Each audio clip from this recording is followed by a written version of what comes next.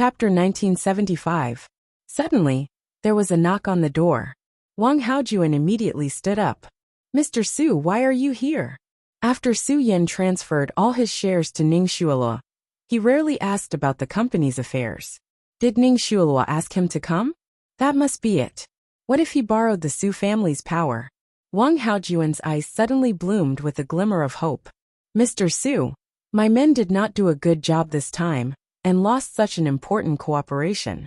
I can't absolve myself from the blame, but the most important thing now is to find a way to make up for it.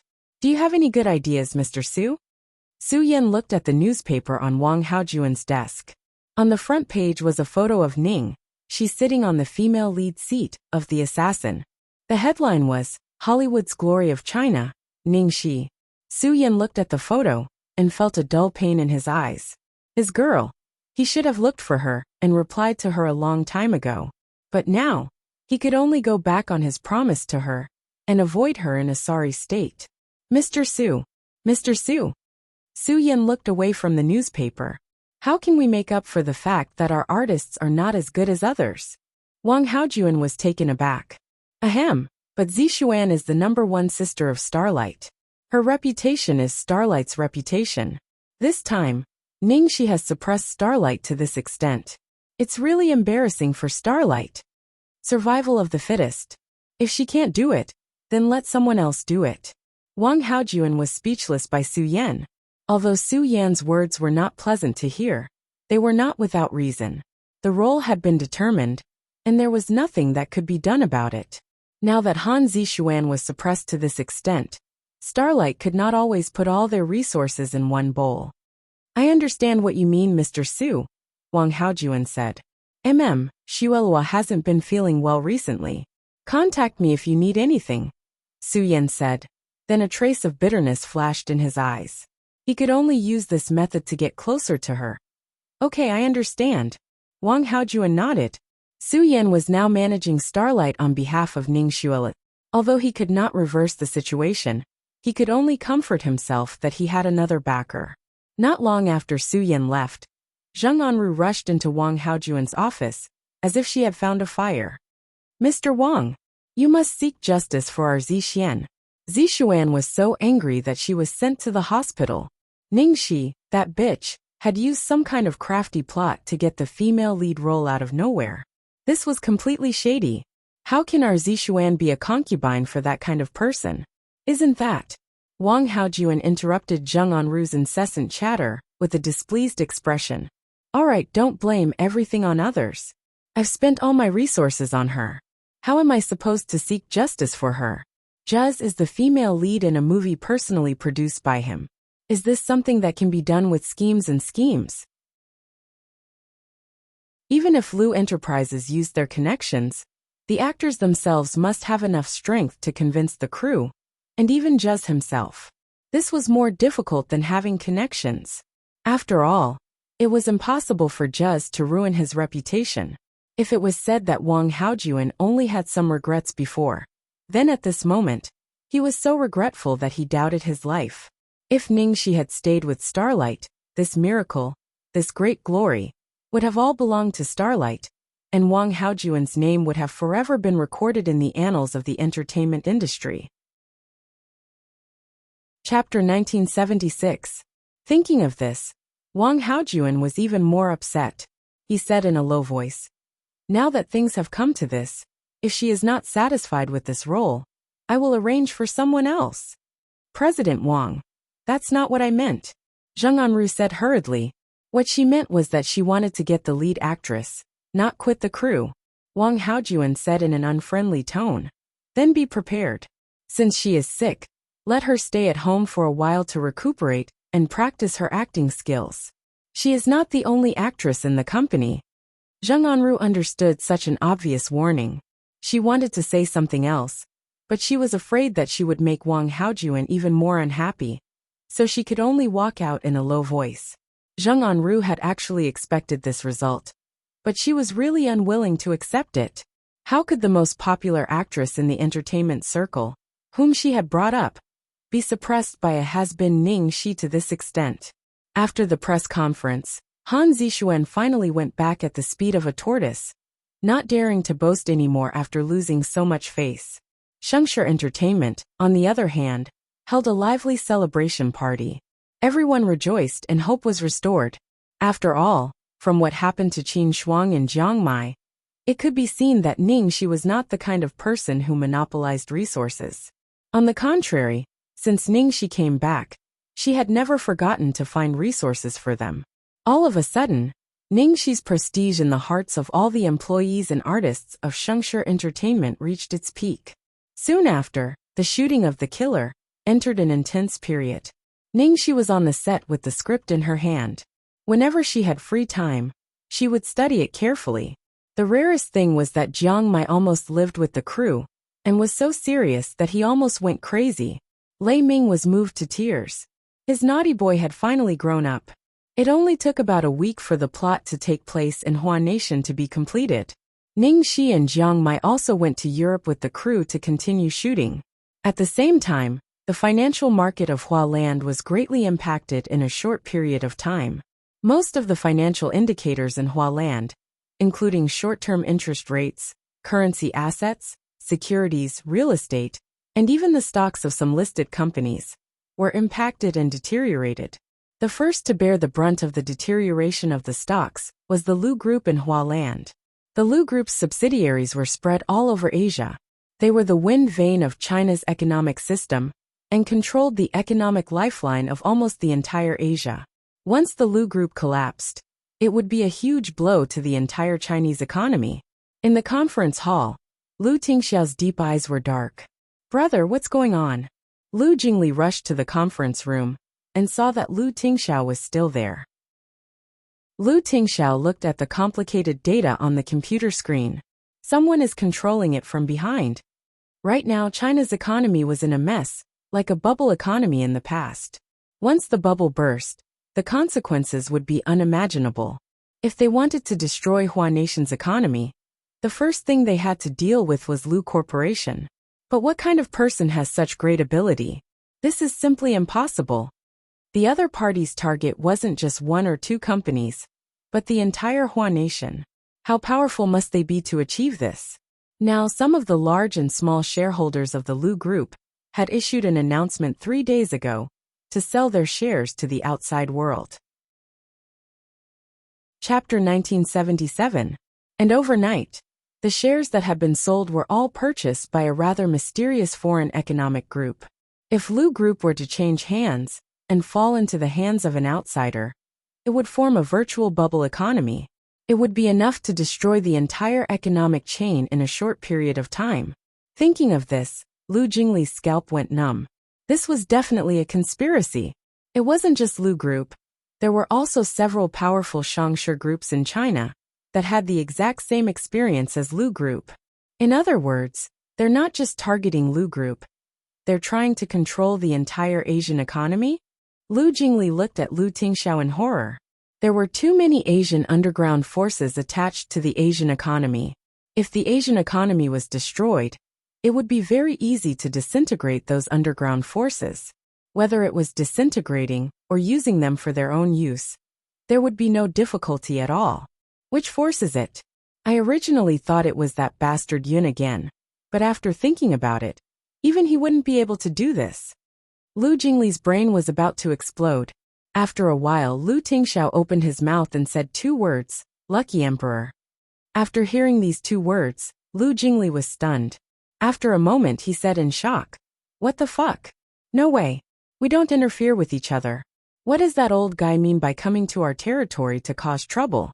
And I feel like they're targeting Lu Group this time." If Lu Group didn't change hands, then the current situation would still be stable. But once Lu Group fell, the consequences would be obvious. For example, those powerful listed companies in the country would instantly collapse with the collapse of Lu Group. There would be no room for negotiation. Yun Shen, the internal problem was already bad enough, and now an external enemy had come to interfere. At night, in an old house in the suburbs of Beijing, in the dim shadows, a white-haired man's cold voice could be heard. "Tisk, Uncle Qiao is really lucky."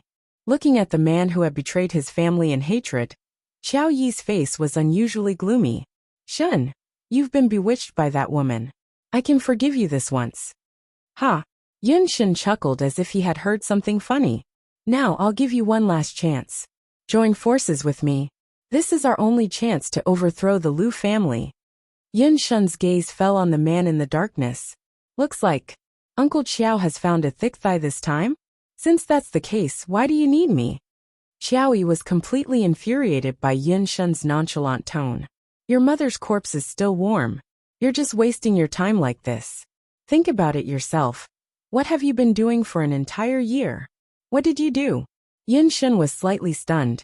This year, he clearly did not do anything, but he felt that this was the only year that he was truly alive. I'm pulling you out of the quagmire. Xiao Yi sounded exasperated. Yun Shun chuckled. Aren't you afraid that I'll change sides and help Lu Tingxiao like last time and ruin your plan? How dare you? Xiao Yi was furious when Yun Shun saw through him. Yun Shun raised his eyebrows. Uncle Qiao's backer this time is so powerful. What difference does it make whether I dare or not? It's good that you know. No matter what, the Lu family must die this time. If you join forces with me, I can pretend that nothing happened before. Chapter 1978. Xiao Yi's tone softened and he said in a bewitching tone. If you really like that woman, it's not a big deal. When the Lu family is finished, you can just snatch her over. Yi, see the guest out. Yun Shun seemed to have lost his patience and said coldly. You. Xiao Yi frowned when he saw that the other party was still unwilling to relent.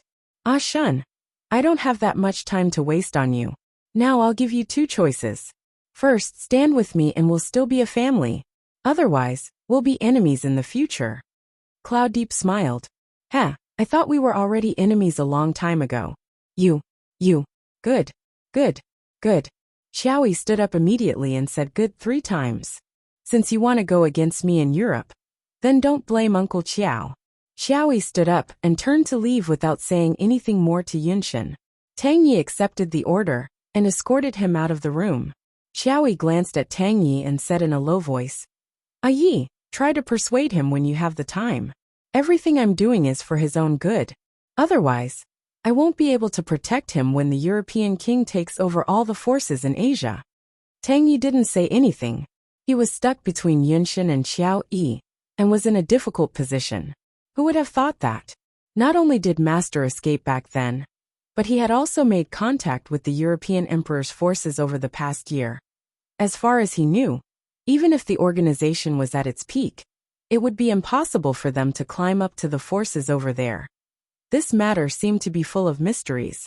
Who was the one who saved Master back then? How did he manage to team up with Lucky Emperor? The economic crisis in Cathay this time was actually related to Master. Although his master didn't have the ability to do so, if Luck Emperor was involved, not to mention China, even the entire Asian economic chain would be destroyed. Almost as soon as Xiao Yi left, another person came to visit. Tang Yi was slightly surprised to see the newcomer. Lu Tingxiao. Ever since Ningxi fell into a coma, although Yun Shun and Lu Tingxiao had never interacted or met each other, they seemed to have a tacit understanding, and the forces of the two sides maintained a delicate balance. Lu Tingxiao's visit tonight probably had something to do with Lucky Queen. Due to the sudden invasion of the European king's forces, the balance of power was now in jeopardy. Whether it was the Lu family or their side, it was inevitable that they would be affected. When the nest is overturned, no eggs remain intact. Just like what Master had said, Europe King was determined to get his hands on the forces in Asia. If they didn't cooperate with Europe King, after Europe King got rid of the Lu family, they would be the first to be dealt with. Tang Yi withdrew his thoughts, informed Yun Shun, and brought the man upstairs. Inside the house, seeing who it was, Yun Shun put his legs on the coffee table, tilted his head, and said faintly, there are so many distinguished guests tonight, take a seat. Lu Tingxiao sat on the single sofa opposite the white-haired man. Without saying a word, he went straight to the point and said, Cooperation. Cloud Depths chuckled. I say, my dear big brother, your way of persuading people is really special. Do you know? Just now my uncle told me that if the Lu family is finished, then, Before Yin Shan finished speaking, Lu Tingxiao already knew what Xiao Yi's character would say. His calm eyes suddenly flashed with a sharp light. Yin Shan's eyes also instantly turned cold, and he suddenly said, "Actually, you also want to kill me, right?" Just like how he wanted to kill him too. Chapter 1979. He had been thinking about her all the time, but because of that heartless little girl, he forced himself to suppress this thought. Even he was surprised that he could endure it so well. Of course, the guy opposite him seemed to be on par with him. "You turned down Xiao Yi," Lu Tingxiao said with certainty. It seemed that he had not only expected that Xiao Yi had come to him, but also that he had turned him down. Yin Shan snorted. "I turned him down, but does that mean I have to accept you? Brother, your logic is worrying. You know very well what the truth was back then," Lu Tingxiao suddenly said. Yin Shan's pupil shrank. "Well, so what? Everyone who did that back then should die, including the Lu family. When this is over, I will leave Lu Enterprises." Lu Tingxiao continued. How could he let go of the huge Lu Enterprises so easily? Yin Shan narrowed his eyes and sneered. "How about we swap? You want the Lu family, and I want Tang Shi. How about we swap? You want the Lu family, and I want Tang Shi. What do you think?" Lu Tingxiao's face turned cold. "She is not a commodity." After saying this, Lu Tingxiao got up and left. Behind him, the indifference on Yin Shan's face suddenly turned into numbness and emptiness. Tut, boring. Half a month later, Ningxi and Jiang Mai returned to China. The shooting in Europe went very smoothly. The other actors in the crew had doubts about Ningxi, but they all shut up after Ningxi played the role of Anna perfectly. Although Hollywood was hostile to the Chinese, they still respected those who were really capable. Even Lillian's relationship with Ningxi had eased up a lot. In Europe, the media even reported that Ningxi and Lillian went shopping side by side and stayed in the same hotel. As soon as Ningxi got off the plane, her phone rang. "Hello, honey, have you arrived?" A sweet voice came from the other end of the phone. "Yes, Lillian, I just got off the plane," Ningxi said. "Oh, honey, do you know I just finished watching your Under the Heavens. Your acting as Meng Chang'e was amazing. If it were in Hollywood, it would at least be an Oscar." Lillian's excited voice came from the other side of the phone. Ningxi could even hear some of Meng Chang'e's classic lines on the phone. "Lillian, you're exaggerating." Ningxi laughed helplessly. "Well, my dear, I'm relieved that you've returned safely. Be sure to call me when you're free." "Don't worry, I will," Ningxi said with a smile. In the past half a month in Europe, she and Lillian had the most scenes. As a result, after spending time with each other day and night, the two of them had unknowingly become best friends who could talk about anything. Ningxi hung up the phone and walked out of the airport. He was eager to return home. Not long after, she would fly to another country to continue filming. Taking advantage of this rest period, she hurriedly spent time with her sweetheart and baby Xiaobao. Thinking of something, Ningxi's eyes flashed with a trace of worry. Recently, she had been filming abroad in a closed-door manner. She had just found out that during this period of time, the domestic economy had undergone a huge upheaval, and Lu Group had been affected the most. He wondered how Lu Tingxiao was doing. Ningxi got into the car and was rushing to Deer Town when her phone suddenly rang. The caller ID showed Han Xiao. Chapter 1980. Ningxi wasn't as surprised by the second call from the Almighty. She just raised her eyebrows and wondered if he was asking her to pay the bill again. "Little girl, great God, which KFC are you at?" "I'll pay the bill right away," Ningxi said cleverly. "You don't have to pay the bill," Han Xiao said. "So nice this time?" Ningxi was surprised. "Then why are you looking for me?" "Take my white tiger away," Han Xiao said. What did you say?" "This guy eats half a year's worth of my food allowance every day. I can't even afford to eat KFC for the past few days. I can only get a chicken drumstick, and I can't even drink milk tea." Han Xiao sighed, full of resentment. The capital wasn't like the forest. It was too difficult to feed a white tiger. This was especially true for Han Xiao, who couldn't even afford to feed himself, let alone feed the white tiger. She realized that although the Almighty was powerful, his ability to take care of himself was negligible. How did he survive until now? Ningxi. So what do you mean? Feed it for me for a few days, Han Xiao said without hesitation.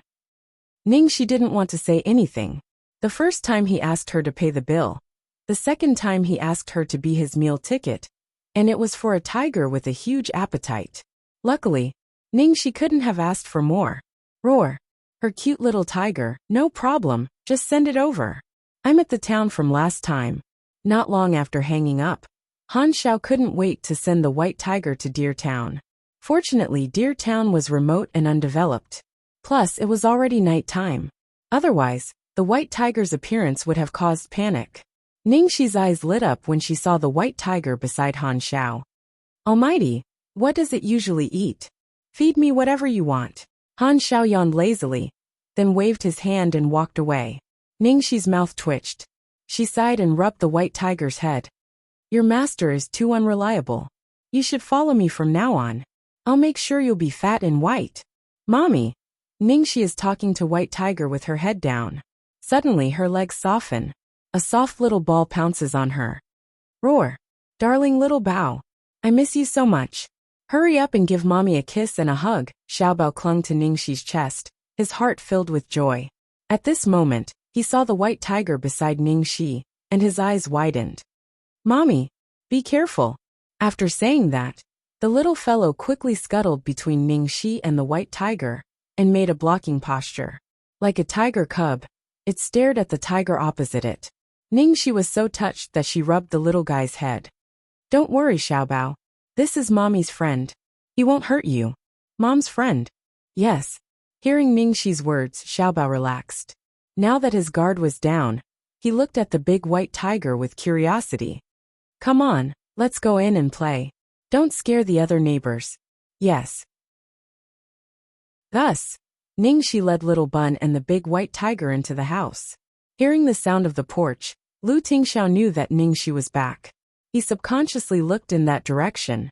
When Lu Tingxiao saw the familiar white tiger beside Ningxi, he was stunned for a moment. Han Xiao is here. Ningxi shrugged. No, that guy said he couldn't afford to keep it, so he asked me to take care of it for a few days. This master is too unreliable. Chapter 1981. Lu Tingxiao looked a little suspicious when he heard that. Judging from Han Zhao's temperament, he seemed to be a man who didn't know much about worldly affairs. But he had a feeling that this man wasn't as simple as he seemed.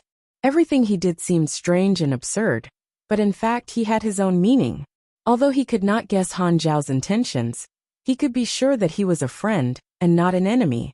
On the other side, Ningxi and Xiaobao had already completely played with the big white tiger. The two of them fed the big white tiger mouthful by mouthful. After the white tiger was full, its snow tail swayed, and it lay on the ground with its belly open, allowing Xiaobao to rub against it. Ningxi was simply overwhelmed by its cuteness. Come and eat. Lu Tingxiao looked helplessly at the big and small pair lying on the ground. Perhaps he could consider raising a pet for them? Oh, I'm coming. Only then did Ningxi reluctantly shift her gaze away from the big white tiger. Just as she was about to go eat, the big white tiger immediately sat up straight and stared at the door with its tiger eyes. Moreover, it let out a low growl that sounded like a warning from its throat. Bang! A crisp sound was heard, and the door was smashed open. Two black-clothed, masked men in martial arts attire rushed in. Follow us. Before one of the men could finish his sentence, he suddenly saw the albino Bengal tiger beside Ningxi from the corner of his eyes. With his professional knowledge, he knew what the creature in front of him meant. This was not an ordinary white tiger in the zoo. The man was stunned for about 3 seconds. Sorry, we came to the wrong place. One of the men reacted quickly and pulled his companion to leave. However, the white tiger let out a loud roar and shot out like an arrow, blocking the door. This roar made Ningxi's whole body tremble, and her mind was in a trance. In the wild, the roar of a white tiger was enough to shake the mountains. Not to mention feeling the tiger's roar at such a close distance. As for the man in black, he lost his balance under the tiger's roar and almost fell to the ground. Seeing that the white tiger did not immediately pounce on them, the two men hurriedly ran away. Soon, two of Lu Tingxiao's men rushed in panting. Boss, are you okay? The other saw the white tiger at the door and was shocked. This is. What's going on? Lu Tingxiao asked in a low voice. Someone barged into the forbidden zone, but the other party is obviously a professional mercenary. When we discovered it, they had already reached the vicinity. The subordinate's face was full of self-blame. Lu Tingxiao furrowed his brows. Deer Town was a residential area, after all, so it was impossible for him to secure it too tightly. Moreover, no matter how tight the defense was, as long as the opponent sent out people of a high level, there was a possibility that the defense could be broken. The defense around him was as good as it could be. It could be seen that the two of them were at least A. There was no need to guess who would be able to hire an A-rank mercenary. Seeing White Tiger circling Lu Tingxiao's men vigilantly, Ningxi hurriedly goes to bring White Tiger back. Baby, come back. They are not enemies. Dabai, come here. Little Treasure waved a hand at the White Tiger. Seeming to understand Ningxi and Xiaobao's words, the White Tiger swung its snow tail and walked towards Xiaobao, who was holding a piece of beef in his hand. At this moment, Ningxi looked outside the door and frowned slightly. This period of time did not seem to be peaceful. Some time ago, she had already encountered a stalker, who was finally dealt with by Han Xiao. Chapter 1982. Ningxi didn't tell Lu Tingxiao about being followed, because she was afraid that he would be worried. Tonight, someone even broke into Deer Town, and broke into the door of the small building in the garden. Fortunately, Han Zhao's White Tiger was here. Otherwise, even if she and Lu Tingxiao could deal with these two, Xiaobao was here today. If anything went wrong, she didn't dare to imagine the consequences. With the White Tiger here, there should be no problem for the time being. Don't worry, I'll ask Tang Lang to come over. You better not go out these few days, Lu Tingxiao said. Ningxi nodded. Okay, send Xiaobao to the old house first. You have to be careful too. The other party's target was obviously her. Of course, it was more likely that Lu Tingxiao was also here. Okay. After 2 days of peace, the other party didn't seem to have any plans to attack again. They were probably preparing for the next wave. On the other hand, Han Xiao came uninvited. When the White Tiger saw Han Xiao, it was very excited and immediately pounced on Han Xiao.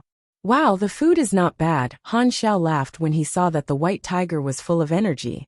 Of course, why don't you just give it to me, so that I don't have to sleep outside with you? The more Ningxi looked, the more reluctant she was. No way. Han Xiao shook his head. Ningxi was only saying it casually, knowing that Han Xiao would definitely not agree. Hee, great God, suddenly Ningxi grabbed Han Xiao. What? Do you want to treat me to a meal? Han Xiao glanced at her. Ningxi immediately choked. Can you not only know how to eat? It'll affect your glorious image. It's like this, great God, I'm being targeted by assassins. 2 nights ago, someone even broke into Deer Town to attack. Great God, please protect me. Ningxi's eyes were sparkling. No, I still have something to do. Han Xiao refused decisively. Is it urgent? Ningxi thought that if the other party was in a difficult position, she naturally wouldn't force him. KFC released a new set meal. I'm going to line up. Han Zhao's expression was serious. Damn, great God, can you stop messing around with me? Also, how can you go back on your words? Ningxi complained. Go back on my words? Han Xiao didn't understand. Ningxi rummaged and rummaged for a while before taking out the whistle that Han Xiao had given her back then. Didn't you say that you would do me a favor and return me this whistle? Fortunately, the whistle was still there. Later, Lu Tingxiao helped her pick it up. Haven't I already returned the favor? I was the one who saved you last time. Han Xiao said. No. Ningxi shook her head decisively. I wasn't the one who blew the whistle last time. So what if you weren't the one who blew it? I did indeed save you. Han Zhao's expression was very matter-of-fact. Did I ask you to save him? Ningxi asked. Han Xiao thought for a moment, then said, No. Since I didn't blow the whistle, and I didn't beg you to save me, how can this be considered as returning the favor? Almighty, don't you think so? Ningxi said with a smile, looking even more matter-of-fact. That's right. Han Xiao subconsciously replied. Great God, I knew you were the most reasonable. Ningxi immediately praised Han Xiao to the extreme. If she could get Han Xiao to hold the fort here, why would she be afraid of the assassins?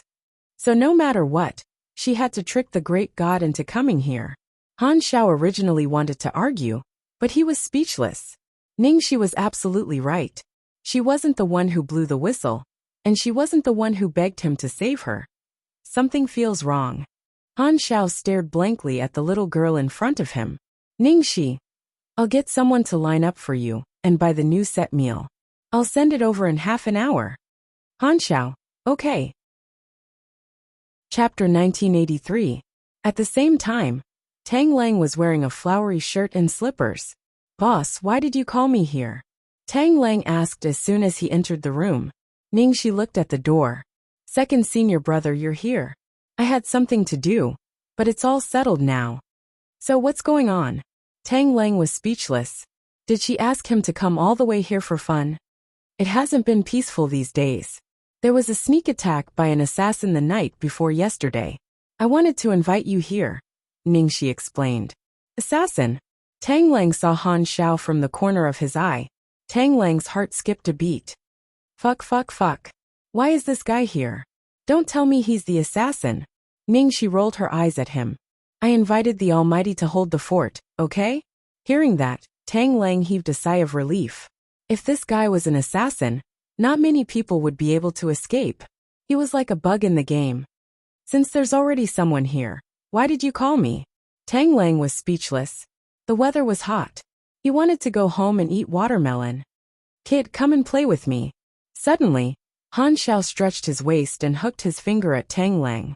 Hearing that, Ningxi smiled flatteringly. Of course I called you here. Second senior brother, go and play with the Almighty. Fuck. Ning Xiaoxi, you're selling me out again.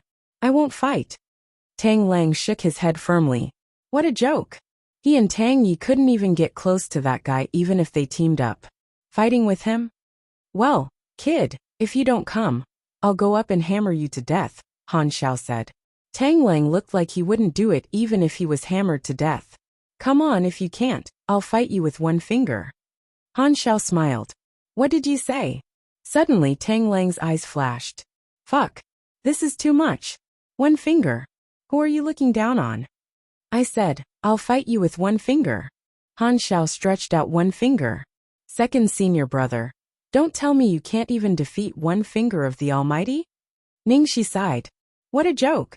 Tang Lang was so angry that his lungs were about to explode. Fine, you said it, one finger. If I can't even beat you with one finger, I'll call you Grandpa. After he finished speaking, Tang Lang's figure flashed, and he instantly charged toward Han Xiao. At this moment, Han Xiao stood motionlessly in the same place. His left hand was placed behind his back, and he only extended one finger. When Tang Lang was less than half a meter away from Han Xiao, a glint flashed in Han Xiao's eyes, and he pointed his finger at the void. Whoosh! Only to hear the sound of the air being torn apart ring out from within the building. Han Xiao's finger streaked across the void, and a strong gust of wind blew past. Before the finger arrived, a terrifying finger energy had already arrived. The speed of Han Xiao's finger was extremely fast. Not only did Ningxi not see it clearly, even Tang Lang did not see it clearly. In the time it takes for a spark to fly off a piece of flint, this finger pointed at Tang Lang's abdomen with an all-powerful force. There was a bang. Before Tang Lang could figure out what had happened, he had already been knocked to the ground by Han Xiao's finger. Tang Lang's face was filled with shock and disbelief as he stared at the lazy Han Xiao in front of him. This lazy man in front of him had simply casually pointed a finger at him, and he was completely unable to block it. It was very hard to imagine that if this man used his full strength, would he be stabbed to death by a finger? Tang Lang was already very talented in the martial Dao, and he was very conceited. However, there was always someone better than him, and there was always someone better than him. Tang Lang consoled himself in his heart. He was a normal human, and he would not compare himself to this kind of monster. Chapter 1984. I lost. Tang Lang sighed. How could a human defeat a monster? Sigh, how boring, let's have another round. Han Xiao hooked his finger at Tang Lang again. In an instant, Tang Lang stood up and cupped his fists towards Han Xiao. Grandpa, not again. It seemed that Han Xiao also felt bored. His gaze fell on Ningxi. Are you coming? Ningxi immediately shook her head like a rattle. Great God, as you said. I am just a weak little chick. Please ignore me. All right. Han Xiao sat back on the sofa, turned on the TV, and began watching cartoons. Yes, cartoons. When Lu Tingxiao came back from work, he was a little surprised to see that Han Xiao was also there. Ningxi proudly pulled Lu Tingxiao to the side and told him how she tricked Han Xiao to come over. Lu Tingxiao didn't know whether to laugh or cry after listening. Looking at the seemingly heartless man on the sofa, he thought that his guess was indeed correct. Han Xiao probably already knew what might happen, and the white tiger that day was also deliberately left behind by him. Late at night, there was a strange movement outside the flower house. The hall was very dark. Tang Lang accompanied Han Xiao to watch cartoons for the whole day, and both of them were watching with relish. Grandpa, someone is coming. Suddenly, Tang Lang's gaze turned cold, and he looked towards the door. Now this guy called him Grandpa very smoothly, without any psychological barrier. Then why aren't you going to open the door? Han Xiao said. All right. Tang Lang stood up, ran forward with small steps and opened the door. Welcome. Looking at the men in suits outside the door, Tang Lang said with a smile. Hearing that, the killers were all stunned. The man in the lead frowned, raised his gun, and shot towards Tang Lang. Tang Lang's reaction was also extremely fast. At the same time that the man raised his arm, he had already run away, dodging the shot. Grandpa, someone is not giving you face. Tang Lang shouted towards Han Xiao, who was on the sofa. As soon as his voice fell, he looked at the sofa again, and Han Xiao had already disappeared. Damn, what kind of speed is that? Tang Lang stared at Han Xiao, who was standing in front of the door, and couldn't help but shiver. Can this thing kill people? Han Xiao stood in front of the men, his eyes fixed on the pitch-black muzzle. You're courting death. A cold glint flashed across the man's eyes as he pulled the trigger at Han Xiao. Bang! The loud noise echoed in the building. What? The assassins looked at each other in dismay, only to see the lazy-looking man point a finger, actually moving the muzzle horizontally to the other side. The spear-wielding man's shot didn't kill Han Xiao. Instead, he killed one of his companions in front of him. Kids shouldn't play with guns. Look, something happened. Han Xiao shook his head. Just as Han Xiao opened his mouth, the others also pulled out their pistols. Let me have a look. Han Xiao snatched the pistol from one of the killers. Bang! Han Xiao instantly pulled the trigger and fired several shots. Every shot landed on the thighs of the assassins. A series of screams rang out in the pitch-black night. Sorry, I hit the wrong place. I'll try again. Han Xiao raised his pistol and pulled the trigger, aiming it at the heads of these people. Bang! Bang! Bang! After a few gunshots, the heads of these assassins were pierced, and they died on the spot. This time I hit the right target. Han Xiao glanced at the corpses on the ground, then threw the pistol out of the door. Unsightly cleanup. Han Xiao returned to the sofa, opened a bag of chips, and watched a cartoon. All right, Grandpa, I'll listen to you. Tang Lang eagerly walked forward and pulled the few corpses out. Chapter 1985. Xiao Yi had sent several batches of assassins to Deer Town in the past few days. However, there was no news of any of them after they went to Deer Town, as if they had evaporated into thin air. Uncle Qiao, I think Lu Holdings is prepared. Only 2 of the batches of assassins that were sent to Deer Town escaped. They said they saw White Tiger in Deer Town. Feng Jin said thoughtfully. White Tiger? Xiao Yi was puzzled. Could it be that the previous batches of assassins had been killed by White Tiger? Uncle Qiao, I think we can get Europe's forces to take action, Feng Jin said. Hearing this, Xiao Yi shook his head. If they couldn't even handle such a small matter, it wouldn't be appropriate to get Europe's forces to send assassins. Send a few more batches of assassins to Deer Town. Xiao Yi's eyes flashed coldly. If it still didn't work this time, he would do it himself. No matter what, he had to get rid of Lu Tingxiao and his men. For the past few days, Han Xiao had been sitting in the garden building in Deer Town, and had easily taken care of all the assassins. Tang Lang just sat on the sofa and ate watermelon every day, watching the reckless assassins come to their deaths, and then doing some cleaning work. It was quite relaxing. Kid, come and play. Han Xiao yawned lazily and stared at Tang Lang, who was eating watermelon. Grandpa, don't say that. Are you eating watermelon? Tang Lang gave Han Xiao a piece of watermelon, with a flattering expression. Eat. Han Xiao nodded, and ate the watermelon Tang Lang handed him. Ever since the last time, Tang Lang was no longer willing to practice with Han Xiao. As a human, how could he last even half a move against a monster? It was enough to try it once. Only a fool would be willing to try it a second time. Someone broke through the blockade of Deer Town. In the middle of the night, Ningxi appeared in the hall and reminded him. Great God, there's someone who doesn't give you face again. He clearly knows that you're here, but he still comes here to cause trouble every other day.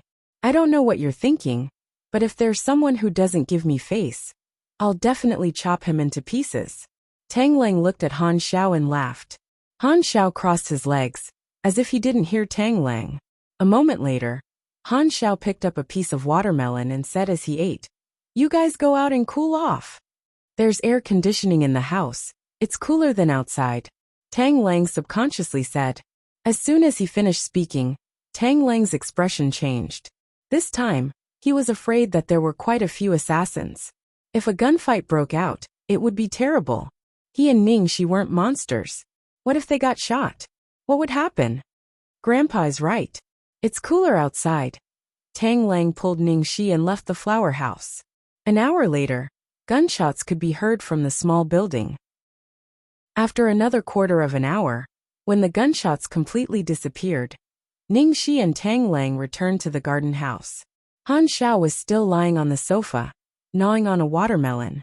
Inside and outside the hall, there were corpses everywhere. Upon seeing Tang Lang, Han Xiao shot a glance at him. Grandpa, I understand. Tang Lang smiled flatteringly. Like a diligent little bee, he moved the corpse out of the small building in the garden and cleaned it up. Great God, please help me. Ningxi stared at Han Xiao with starry eyes. I don't lack pendants, Han Xiao said. Without waiting for Ningxi to speak, Han Xiao threw the watermelon skin into the trash can and asked Ningxi. I say, when can I leave?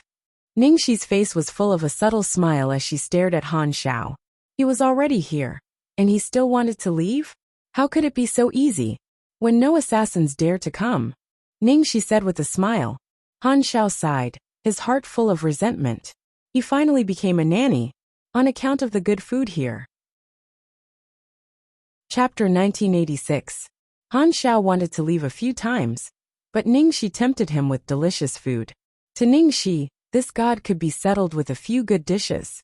If he thought it was too troublesome, he could order a luxurious family bucket to save him the effort of cooking. Little baby, be careful. The next day, Ningxi held a bag of raw beef in her hand and teased the white tiger in the hall. The white tiger stood up in an instant, full of energy. It shook its snow-white tail and walked towards Ningxi. Hold my paw, Ningxi tempted. The white tiger tilted its head and stared at Ningxi adorably. This is not bad. Ningxi was about to feed the white tiger when Han Xiao suddenly appeared and snatched the bags of imported beef beside Ningxi. God, this is the white tiger's food, and it's raw. Ningxi did not know whether to laugh or cry. Kid. Han Xiao raised his hand and threw the beef to Tang Lang, who was not far away. Okay, Grandpa, wait for me. Tang Lang eagerly ran to the kitchen and quickly fried the beef. Damn. You two. Ningxi looked at Han Xiao and then at Tang Lang. These two people were simply in cahoots with each other. Especially Tang Lang. Motherfucker. He actually cooked for Han Xiao. Cooked for him. He suddenly felt as if his senior brother had been cheated on. It's disgusting. Han Xiao took a bite and immediately lost interest. At this moment, the white tiger walked in front of Han Xiao and stared at the beef in his hand. Seeing this, Han Xiao threw the beef on the ground. The white tiger shook its snow-white tail and swallowed the beef in one bite. However, the white tiger spat out the beef in 2 breaths' time. It can't be. Tang Lang untied his apron and looked a little embarrassed. Ningxi. At the same time in Deer Town, an old European man with a walking stick looked at the middle-aged black man behind him and said calmly, Yorick, did it go well? The black man was expressionless. Just some trash. It seems that the guards here are very ordinary. Don't be careless. Since the higher-ups sent us out, it's probably not that simple, the old European man said. Both of them were assassins ranked at the very top of the original Sin assassin list. The people Qiao Yi sent out are all useless. The black man known as Yorick used a piece of paper to wipe the blood off his hands. If the European emperor's power did not want to dominate Asia, why would he have taken a liking to Qiao Yi, a middleman? He can't even handle such a small matter, and still needs us to take action. What a joke. Yorick squatted down and wiped the dust off his leather shoes. It's better to be careful. We can't fail the mission. The Caucasian old man chuckled and walked toward the garden. About half an hour later, in front of the garden house, Yorick pulled out a submachine gun. Yorick, don't be so rude. We're here to visit, the old man said. Yorick shrugged and put away his submachine gun. Is anyone there? The old man knocked on the door politely. Soon Ningxi opened the door. Staring at the amiable old man in front of her, Ningxi was a little confused. Hello, please forgive me for disturbing you. The old man looked at Ningxi and smiled. You are? Ningxi asked. What do you want? Tang Lang walked over with half a piece of watermelon in his arms. Hello, may I ask if this lady is Miss Ningxi? The old European man smiled. I'm Ningxi, Ningxi said. Hello, Miss Ningxi, the old man said. Do you have any last words? As he spoke, the old European man took out a scalpel from his pocket, and the smile on his face became even more amiable. Chapter 1987. The old European man in front of her suddenly took out an extremely sharp scalpel, and Ningxi subconsciously stepped back. No matter how slow her reaction was, she knew that the Caucasian old man and the black man beside him were assassins. You're Dr. Death, one of the top 10 killers on the list. Tang Lang furrowed his brows. Young man, you know me? The Caucasian old man asked with a smile. Tang Lang sucked in a mouthful of cold air when he saw the old man admitting his identity. Dr. Death was the old man's nickname. The Caucasian old man in front of him was famous among the underground forces in Europe and America. When he was young, he was an extremely famous surgeon. Later on, the Caucasian old man used his scalpel to cut off the heads of his wife and daughter. He was a complete pervert. Since then, he became an assassin, and the outside world gave him the nickname of Dr. Death. Tang Lang's heart skipped a beat. Since this old European man was Dr. Death, the black man next to him should be his partner, Yorick, who was ranked 7th on the Cardinal Sin Killer leaderboard, and also known as the germaphobe. To be able to get 2 of the top 10 killers on the list to come to China to assassinate him, he must be from Europe's side. Do the 2 of you have any last words? If not, we can start now. Dr. Death smiled. At this moment, Tang Lang widened his eyes and shouted, Grandpa, someone didn't give you face and came to challenge us. Soon, Han Xiao walked toward the door with a chicken drumstick in his hand. Wearing Ningxi's slippers, Han Xiao's mouth was full of grease. Old thing, don't run if you have the guts. My grandpa is here, just you wait. Tang Lang's serious face finally disappeared when he saw Han Xiao walking toward him in slippers. He began to eat the remaining watermelon in his hand. Who is it? Han Xiao walked toward Ningxi. It's this old black man and this old fart. As Tang Lang ate the watermelon, he pointed at Dr. Death and Yorick, the misophobic ripper. Who are you? Han Xiao took a piece of watermelon from Tang Lang's hand and asked while eating. Ningxi was completely speechless when she saw Tang Lang and Han Xiao. These are the top 10 killers on the list. Can't you guys give them some face? Can't you give me some face? After seeing Han Xiao's appearance, the frenzied look in the old man's eyes instantly disappeared. Yorick, in particular, quickly put away his submachine gun. A fawning smile suddenly appeared on his originally cold face. "Ayo, Master Xiao, why is it you?" Yorick's forehead was covered in cold sweat. This is the higher-ups playing some kind of international joke. No one told them that the freak Han Xiao was here. Who are you? Han Xiao asked while eating a melon. Master Xiao, look at your memory. I'm Yorick. Yorick hurriedly smiled apologetically.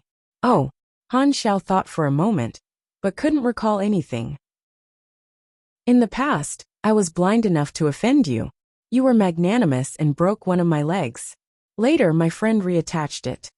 Yorick looked at the old European man beside him. About 2 years ago, he and Dr. Death accepted an assassination mission and met Han Xiao on the way. In the end, he was almost beaten to death by Han Xiao. Yorick's leg was broken, and it was reattached by Dr. Death. What do you mean by pointing a scalpel at me? Han Xiao looked at the old European man. Oh, The old European man's body trembled. Then, he immediately swept his chin with the scalpel. Master Xiao, don't misunderstand. I'm shaving. Chapter 1988. Sigh, I need to shave. I haven't shaved for a few days. It's uncomfortable. The old man shook his head as he moved the sharp scalpel under his chin. Your chin is bleeding. Tang Lang blinked as he ate the watermelon. Oh, it's okay. It's just a small problem. The old man raised his hand and wiped the blood off with his sleeve. Do you want me to shave it for you? Han Xiao asked. No. The old man shook his head. Don't mention it. Han Xiao threw the watermelon skin at Yorick's face. Seeing that Yorick was in a daze, Han Xiao frowned and asked, Is there a problem? No problem at all. I don't know where the watermelon skin came from. It's just a small problem. Yorick said. Han Xiao shrugged his shoulders and took the scalpel from the old European man. Stand still and don't move. Otherwise, it'll be cut.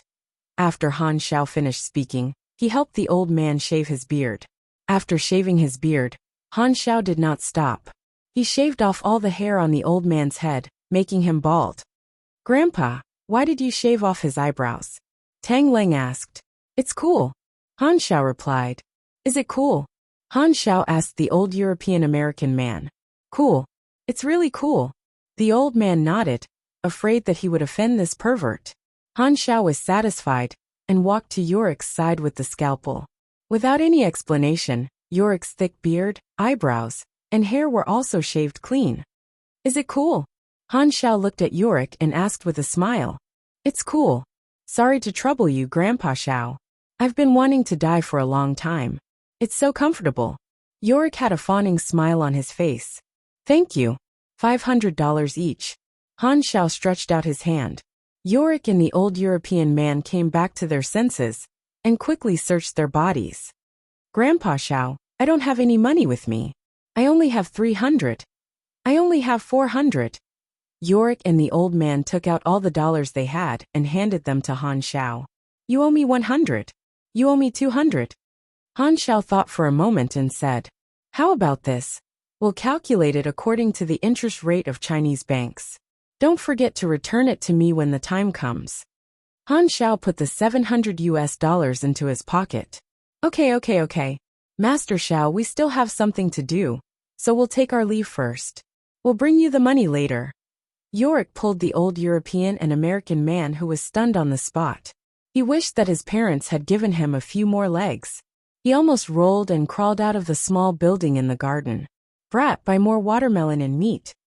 Han Xiao threw $700 to Tang Lang. All right, Grandpa. Tang Lang nodded. Ningxi stood at the side and was completely convinced. She was completely convinced. He shaved off the eyebrows, hair, and beards of the top 10 killers on the Deadly Sins ranking board, and even extorted $700 from them. In the end, Tang Lang was asked to buy watermelon and meat. $700? How much watermelon and meat would that be? Ningxi finally understood that Han Xiao was a complete idiot when it came to life. Grandpa, why did you let them go? You might as well kill them. Tang Lang put the money into his pocket and stared at Han Xiao with a smile. Kill them? Han Xiao was stunned. He stared at Tang Lang in confusion. Who are they? Hearing this, Tang Lang and Ningxi almost vomited 3 liters of blood. In the end, shaving off their hair still cost $700. In the end, Han Xiao didn't even know who they were, or what they were here for. Suddenly, Ningxi's heart ached for the 2 killers. It really wasn't easy.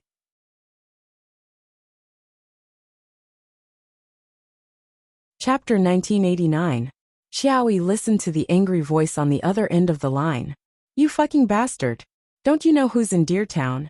How dare you ask the higher-ups to assign us a mission? Yorick was furious. I don't want to talk nonsense with you. Get someone to send $300 over. If anything happens, you'll be dead. Yorick hung up the phone after he finished speaking. Xiao Yi was completely baffled. He had no idea what Yorick was angry about. What was with the $300?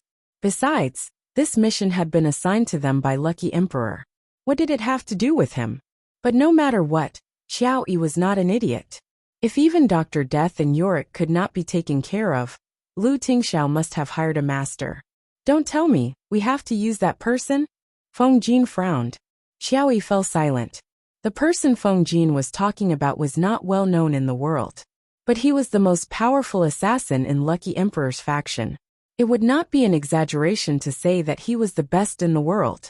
Xiao Yi had no choice but to contact Lucky Emperor's faction again, and ask them to send more powerful assassins.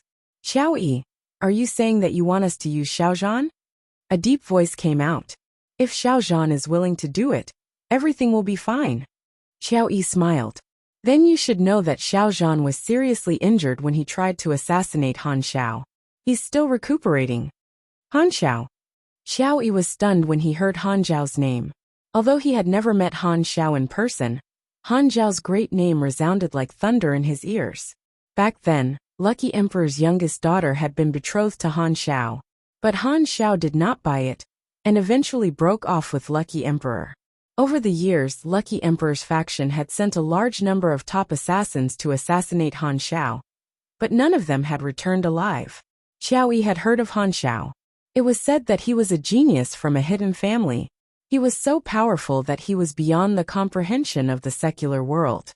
Xiaozhan survived? Xiao Yi asked. In Xiao Yi's mind, Han Xiao and the word invincible were equal. Most probably, only the legendary Qin Wentian would be able to fight against Han Xiao. People like them were already legendary. No matter how powerful Xiaozhan was, he was still only at the secular level. Han Xiao almost lost his life. Unfortunately, the gloomy voice sighed. Xiaozhan's assassination techniques could be said to be the best in the world. Even Han Xiao had nearly fallen into his trap. Xiaozhan is indeed formidable. Xiao Yi could not help but sigh. He was only a step away from assassinating Han Xiao. This was practically a miracle. Even though he had failed at the last moment, he had at least managed to injure Han Xiao. Xiao Yi, let me tell you, Yorick called just now. Do you know who's in charge of the Lu family? The person on the other end of the line said. Who is it? Xiao Yi asked anxiously. Han Xiao. What? Xiao Yi gasped in horror. The one in Deer Town was Han Xiao. How was this possible? What relationship did Han Xiao and Lu Tingxiao have with Ningxi? Why would they help Ningxi and the others in Deer Town? Xiao Yi had no idea that Lu Tingxiao and Ningxi were acquainted with Han Xiao. That's enough. No matter how powerful an assassin is, it's useless. Do you know that even the number one assassin of the original sin, Li Suifeng, was easily killed by Han Xiao? No wonder Yorick and the others were complaining. Let Xiaozhan go this time. Having said that, the person hung up without giving Xiao Yi a chance to speak. Chapter 1990. Dear Town. The night was dark, and there was no moon in the sky. On the sofa, Ningxi was covered with a blanket and nestled in Lu Tingxiao's arms. She held a game controller in her hand and was playing a game with Tang Lang. Han Xiao was squatting there eating watermelon, and the big white tiger was dozing off at his feet. These days, they were originally anxiously waiting for the assassin's sneak attacks. But in the end, it was forcibly turned into a vacation by them. She had spent so many days cuddling with Lu Tingxiao at home for nothing. It was simply too comfortable. After Han Xiao finished eating the watermelon, he threw the watermelon skin into the trash can and stared at the three people on the sofa. Then, Han Xiao stood up, walked forward, and directly turned off the game controller. Grandpa, what are you doing? I can kill Tang Xiaoxi soon. Tang Lang complained. Ningxi was speechless. Dream on. It was the Almighty who saved you. Go to sleep, all of you. Close the door tightly, Han Xiao said. Hearing this, Tang Lang was stunned. Ningxi and Lu Tingxiao looked at each other thoughtfully. These days, It was the first time they heard Han Xiao speak in such a tone. Perhaps the assassins tonight were not simple? Let's go to sleep. Tang Lang was not worried at all. He was unusually confident in a certain pervert. So he directly put on his slippers and jogged all the way to the bedroom. Ningxi glanced at Lu Tingxiao, who gave her a reassuring look and held her hand as they went upstairs. Han Xiao never said anything meaningless. Since he wanted them to sleep, they could cooperate. After Ningxi and the others went upstairs and turned off the lights in the living room, Han Xiao lay on the sofa. The night was quiet until the second half of the night. A skinny man, like a ghost, appeared in the small building in the garden. The door was tightly shut. No one knew when this man came here. It was as if this thin man had been hiding in this building for a long time. Han Xiao, you were lucky last time. Tonight you will die. The thin man muttered in his heart, his eyes emotionless. He took out a dagger from his chest, walked to the sofa, and stared at Han Xiao, who was sleeping soundly. A few days ago, the thin man went to China to assassinate Han Xiao, and almost succeeded. Tonight, no matter what, he must let Han Xiao die in his hands. The skinny man took out a dagger that glinted with a cold light from his bosom. Whoosh! Without any hesitation, he thrust the dagger toward Han Xiao's heart. At the same time, Han Xiao suddenly opened his eyes and raised his right arm. Pa! Han Xiao grabbed the thin man's wrist. What? Seeing this, the skinny man froze in place, his face filled with disbelief. Xiaozhan, it's already so late. Is there something you need from me? Han Xiao stared at the thin man and asked expressionlessly. Impossible. How did you find me? Xiaozhan's face was filled with disbelief. Well, why do you think I let Yorick and the others go? The corners of Han Xiao's mouth rose slightly. After Yorick and Dr. Death left, they would definitely tell the European forces that he was in Deer Town. Knowing that he was in Deer Town, Lucky Emperor's faction would definitely send Xiaozhan to assassinate him. Han Xiao had long since been on guard, so how could he possibly repeat the same mistake? The last time he was tricked by this brat, he had wanted to catch him for a long time. Xiaozhan, your assassination skills are indeed not bad. However, even if your master sees me, he has to be polite and follow the rules. But you're so naughty. Han Xiao exerted strength in his right arm, grabbed Xiaozhan's arm, and instantly threw him out. Bang! A loud sound echoed in the small building in the garden. Continue to ask for votes. Thank you, everyone.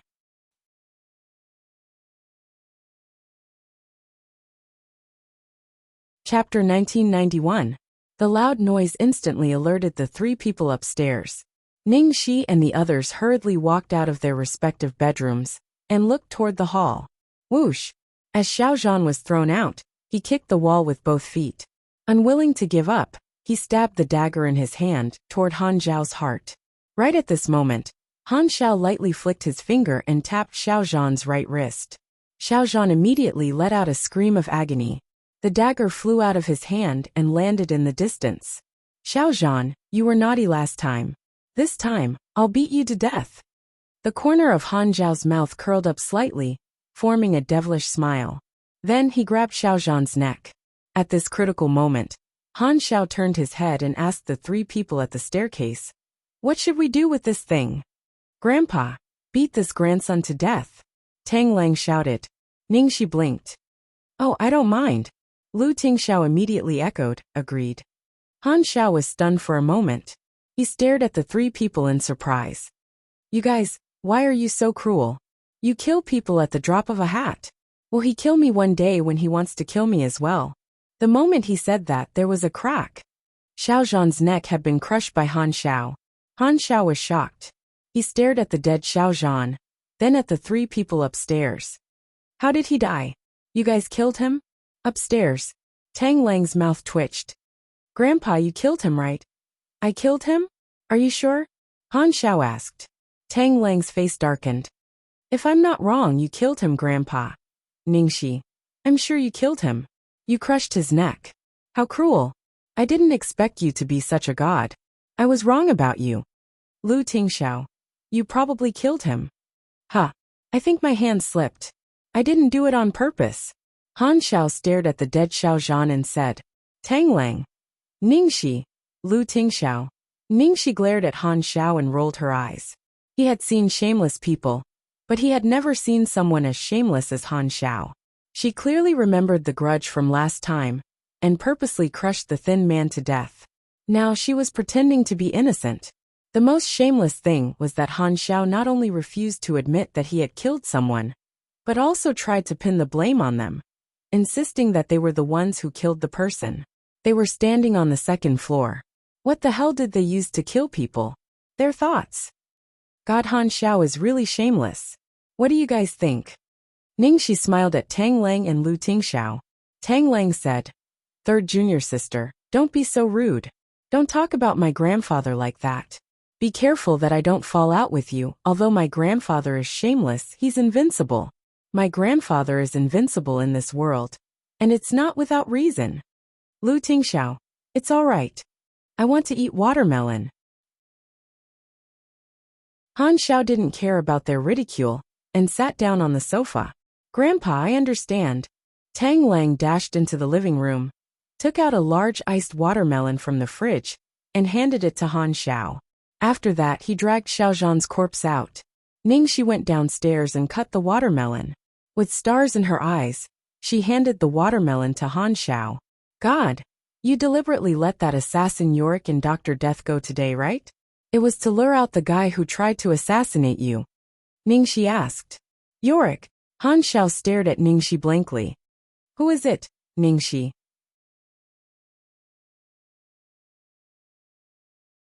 Chapter 1992. Han Xiao yawned, then snapped his fingers in the direction of the house. The white tiger sauntered out of the house and walked to Han Xiao's side. "I'm leaving." Han Xiao waved at the three of them as he walked out of the house. Ningxi froze. "Ah, almighty, you're leaving? Didn't you say I could leave if no assassins dared to come?" Han Xiao said with a, "Are you trying to screw me over again?" expression. Tang Lang nodded. "Grandpa is right. Xiaozhan is already a top tier. Even Xiaozhan died here. Unless someone was crazy, they wouldn't take the job and come here to die." After spending so much time together, Ningxi felt a little lost when she suddenly had to part ways. "It's so late. Why don't you have supper before you leave?" Han Xiao turned back without hesitation. "Okay." Ningxi was speechless. Ningxi's sorrow of parting instantly disappeared. Late at night. "Sweetheart, will you be okay?" Ningxi laid on the bed, unable to fall asleep. "You have no confidence in me?" The man's deep voice rang above her head. Ningxi pounced on him and gave him a kiss. "Of course." Lu Tingxiao kissed the top of her head. "Focus on your own things and take care of your body." What was left was his battlefield. After Han Xiao left, no more assassins came to Deer Town. Everything returned to normal, as if nothing had happened. Apart from that, a few days later, Deer Town gained an extremely adorable pure white tiger cub. As for the outside world, after the other party knew assassinations wouldn't work, they changed their direction. In a short period of time, the entire Asian economy and underground forces surged. Lu Tingxiao became unusually busy, and Ningxi's career returned to its peak, like the sun in the sky. YLD time reversal. You at your most beautiful. On the big screen in the central square with the largest flow of people in the capital, Ningxi is lying in a cluster of flowers like the Garden of Eden. Her skin is so delicate without any makeup. The dreamy scene made passers-by stop in their tracks. Damn. Ningxi's skin was so good. I heard she didn't put on any makeup when she shot the commercial. I've seen Ningxi up close. She's even more exaggerated than in the commercial. The words time reversal are too apt. I can't believe they managed to get Ningxi to be their spokesperson. I feel like YLD is getting more and more pretentious. I've always been using bosses' families. Once I get my salary, I'm going to buy a set of YLD to try. YLD Company Building. You did a good job this time. In the video conference, the CEO of China praised him in a good mood. This time, not only did YLD's products surpass SS in the Chinese market, but they also increased their sales in the United States.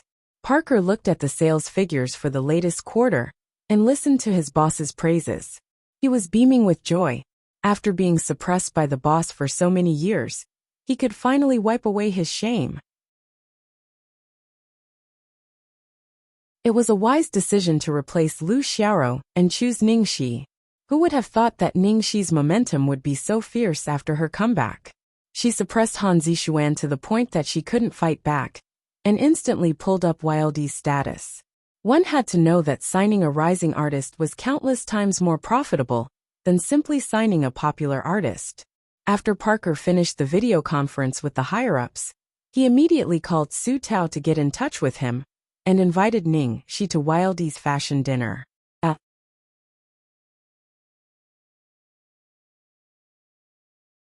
Chapter 1993. Starlight Entertainment. Wang Haojuan looked at the complicated data on the computer screen and felt a splitting headache. Flourishing Age Entertainment's market share was catching up with Starshine at an alarming rate, and its stock price had been rising. As for Han Zixuan, Starlight's side was powerless to reverse the situation. As soon as he acted in Under the Heavens, Ningxi destroyed his show. Starry Night was directly slaughtered. The Hollywood blockbuster that he had painstakingly obtained became a foil for Ningxi. Even the endorsement for SS skincare product advertisement was crushed by Ningxi's endorsement of YLD. Cheng Yibin. Lu Xiaoro. What the hell are you doing? If I remember correctly, wasn't Xiaoro supposed to be the spokesperson for YLD? How did it become Ningxi in the end? There were so many things to do in the company. It was impossible for him to keep an eye on everything. By the time he found out, it was already too late. Not only did she lose an A-list spokesperson, but she also caused Han Zixuan to be suppressed once again. Lu Xiaoro was furious, but she didn't dare to say anything. She could only bear it with a wronged expression. Cheng Yibin wiped the sweat off his forehead and said with a flattering expression, CEO Wang, you really can't blame me for this. Originally, we were going to sign the contract that day. Who knew that Su Tao and Ningxi would intercept us midway? I had no choice. I guess Su Tao is taking revenge on Xiao Rou for jumping ship. This is completely caused by their personal conflict. It really has nothing to do with me. Lu Xiaoro looked at her agent in disbelief. She was so angry that she almost burst into tears. This endorsement was agreed upon before I joined the company. Why did everything go well before I joined the company? Why did everything go wrong after I joined the company? How could this be my fault? Cheng Yibin's face immediately darkened. Xiao Rou, what do you mean by this? Are you saying that I ruined your endorsement deal? Lu Xiaoro couldn't bear it anymore. She cried and scolded on the spot. Qin Shuang, who she had ridiculed in the past, was now promoted step by step. Cheng Yibin, don't go too far. You know very well how you treated me after I came to Starlight. Instead of fighting for resources for me, I only know how to drink with others all day. You want me to sleep with an old man, just for a stupid second-tier endorsement. What's wrong with sleeping with him? In this line of work, who didn't sleep with someone? Are you the only one who thinks highly of yourself? I asked you to sleep with me to fight for more resources for you. You. All right. Both of you shut up. Look at this. After kicking out Cheng Yibin and Lu Xiaoro, who were quarreling endlessly, Wang Haojuan's headache worsened. Now he could only pin his hopes on Su Yan. In the evening, Su Yan finally arrived. Wang Haojuan quickly went to the door and welcomed him in. Mr. Su, you're here. Please take a seat. Su Yan nodded and sat down on the sofa. What happened? Wang Haojuan looked embarrassed.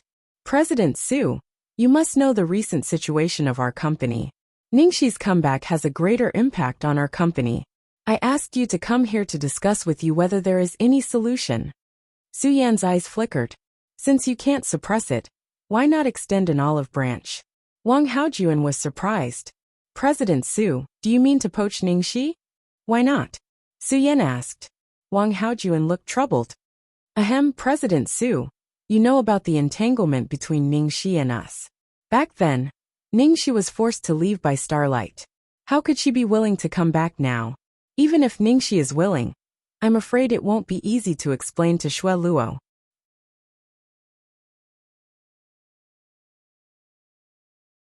Chapter 1994.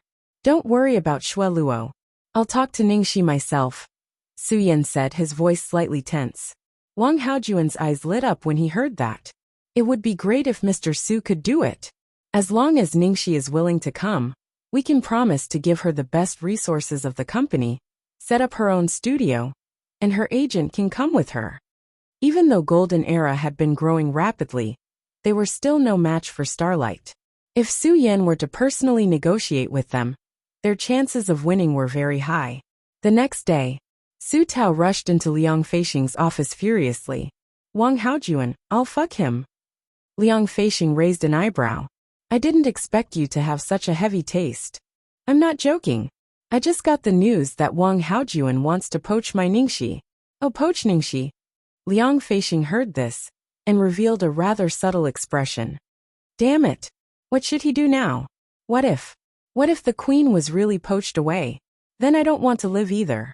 Su Tao's expression was as if he would kill himself if Ningxi left. The corners of Liang Feixing's mouth twitched. Can you calm down? Do you think Ningxi is that kind of person? Of course not, Ningxi. It's mainly because Wang Haojuan has too many dirty tricks. So many of the seedlings that I've raised have been poached away one by one. Do you know that I'm already traumatized? Su Tao broke down. Liang Feixing said in a relaxed tone, Don't worry. It's impossible for Ningxi to be poached. Why are you so sure? Su Tao's eyes were filled with tears. This guy now regarded Ningxi as more important than his own life. In addition, he had been betrayed by his artist so many times before. So he must have been traumatized. Liang Feixing rolled his eyes speechlessly as he looked at that fellow's resentful expression, as if he was afraid of being abandoned. Of course, Ningxi was not only an artist of Shengshe Entertainment, but also the owner of Shengshe Entertainment. Have you ever heard of someone poaching the lady boss away? Anyway, just trust me and focus on your work. Don't think too much, Liang Feixing said. Su Tao still had a look of resentment on his face. If Her Majesty abandons me, will you take responsibility? Yes. If you're abandoned, I'll take responsibility for you, okay? Get lost. I still have things to do. Liang Feixing spoke until his lips were about to break, before he finally sent the noisy Su Tao away. At the Wildy fashion dinner, Ningxi was invited to attend. Halfway through, she was taking a breather in the small garden. She didn't expect to meet Su Yan, whom she hadn't seen for a long time. Su Yan hadn't looked for her since their last encounter at Imperial Capital University. This result was within Ningxi's expectation. Su Yan was no match for Ning Xuelua. It was said that Su Yan was in charge of Starlight during this period of time. And the reason was that Ning Xuelua was not feeling well. She knew Ning Xuelua too well. Nothing could make her give up her power. Unless the night was as cold as water. Ningxi was wearing a silver-white dress, and her ink-black hair was tied up in a loose bun at the back of her head. She sat on the swing with a glass of red wine in her hand. The scene in front of him was too beautiful to be real. Su Yan's heart beat wildly. Xiaoxi. As if worried that the person in front of him would avoid him again, he hurriedly said, Xiaoxi, I'm here for business. Business? Ningxi tilted her head slightly, and there was a hint of drunkenness in her misty eyes. She was obviously innocent, but as seductive as a fairy in the dark night. Chapter 1995. Su Yan felt his throat go dry. He took a deep breath to calm himself down and said, Xiaoxi, come to Starlight. Ningxi raised her eyebrows slightly when she heard Su Yan's words. She didn't expect that Su Yan was here to poach her. Su Yan's eyes were filled with gentleness. Xiaoxi, you've been through too much all these years. Although you're doing well now, no matter how much the Golden Era values you, you and the Golden Era are still bound by their interests. If you come to Starlight, at least I can take care of you. Or if you're tired from work and want to rest, you don't have to work so hard. Ha! Ningxi chuckled. President Su, are you saying that you want to take care of me? Su Yan's face changed and he hurriedly said, Xiaoxi, that's not what I mean. I just want to take care of you. President Su, please take care of Ning Xuelua and her son. I won't bother you. The moment Ningxi's voice fell, Su Yan's face suddenly turned as white as a sheet. You know. Su Yan looked at the girl in front of him eagerly and explained. Xiaoxi, I'm not lying to you. As soon as I got back, I asked my lawyer to draft the divorce agreement. I made an appointment with Xuelua that day to make it clear to her. But it was that night. Xuelua suddenly fainted and was sent to the hospital. and then found out that she was pregnant. Under those circumstances, I really couldn't talk to her. I know I've disappointed you again, Xiaoxi. Please wait for me. Give me a little more time, okay? After saying that, Su Yan nervously looked at the girl, only to find that the girl's eyes were slightly closed and her head was quietly leaning against the rope of the swing. She seemed to be asleep. This scene, Su Yan couldn't help but walk towards the girl as if he was bewitched. Just as his hand was about to touch the girl, someone suddenly came out from the side, blocked Su Yan's hand, and stood in front of Ningxi. Jiang Mai's eyes were full of ice. President Su, you're a married man. I'm afraid this is not appropriate. The words married man made Su Yan's face darken. Xiaoxi is drunk. Please ask her assistant to come over and take care of her. Jiang Mai sneered. What does it have to do with you? With that, he glared at Ningxi, who was sleeping soundly, and helped her up. Wretched girl. Not even the slightest bit of vigilance. Ningxi, who was pulled up, opened her eyes in a daze. Golden retriever. Didn't I tell you to drink less? Are you courting death by drinking so much wine? Jiang Mai roared. Ningxi pinched her eyebrows. I only drank 1 cup. After the vegetative person woke up, her body had almost recovered. Of course, there were still some side effects. She found that her alcohol tolerance had decreased sharply, and she actually passed out after 1 glass. Jiang Mai quickly helped her out of the small garden and complained angrily. Do you know that Su Zaga almost took advantage of you just now? Thanks. Of course you have to thank me. You must have burned incense in your past life to have such a good ex-boyfriend like me. If you compare me to those scum again, I won't let you off. Of course not. You are my eldest nephew. Say it again. What am I to you? Do you think I won't leave you here? Brother. Don't tell my sweetheart about what happened today. You only know your sweetheart.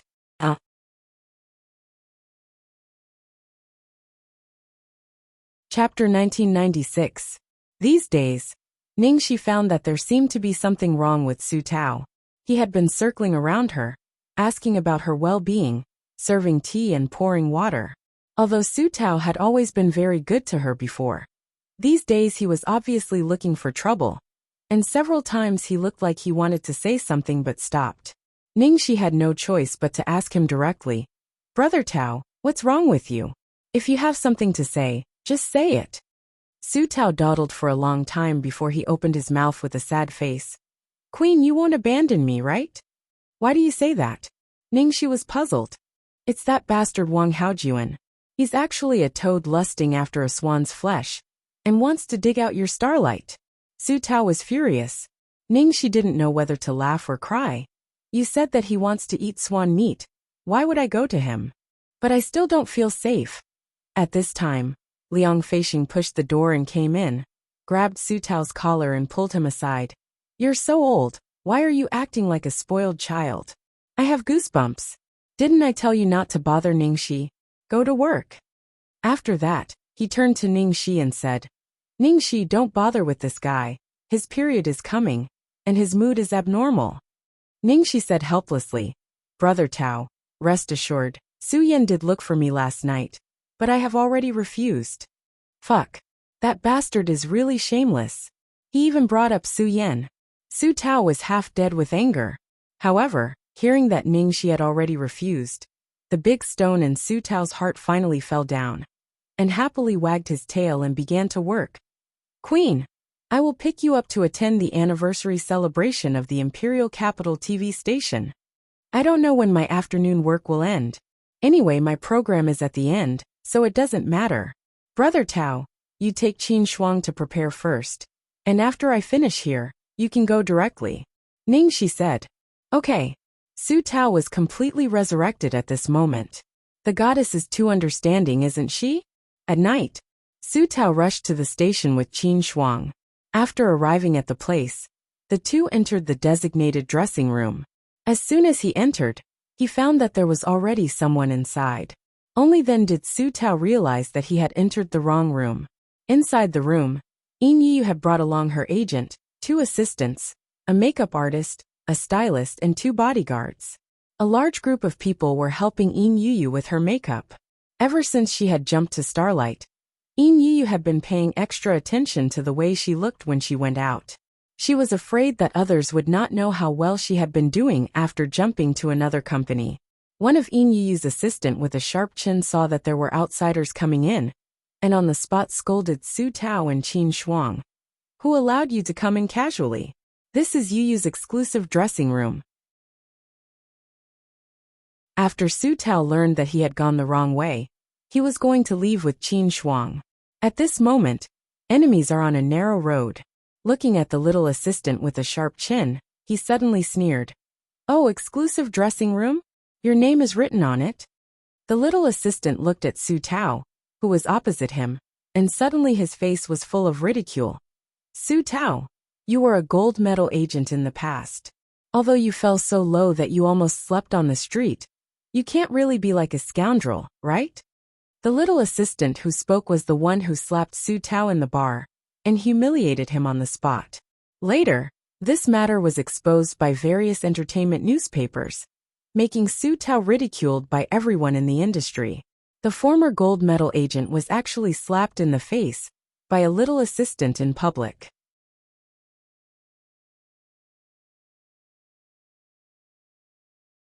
Chapter 1997. Afterwards, it was also because of this matter that she was now very valued by Yin Yu. Obviously, Yin Yu was very satisfied with what she had done at that time. Therefore, now that there was such a good opportunity to perform, this little assistant naturally would not miss it. I'm afraid that the one who is really down to sleep on the street is someone else, right? Su Tao deliberately glanced in Yin Yu's direction and faintly said. Hearing this, Yin Yu, who was sitting in front of the dressing table, suddenly stiffened and her face changed. Su Tao was obviously mocking her. A year ago, when she was at her most destitute, she really slept on the street. Later, she was picked up by Su Tao and became a superstar in Shengshi. The little assistant also heard about Yin Yu's past and knew that Yin Yu must be very unhappy now. She immediately rushed to the front of the two. I said that this is Yu's exclusive dressing room. Can't the dog understand human words? At this time, the staff of the TV station outside heard the movement inside and hurried over. Excuse me, what happened?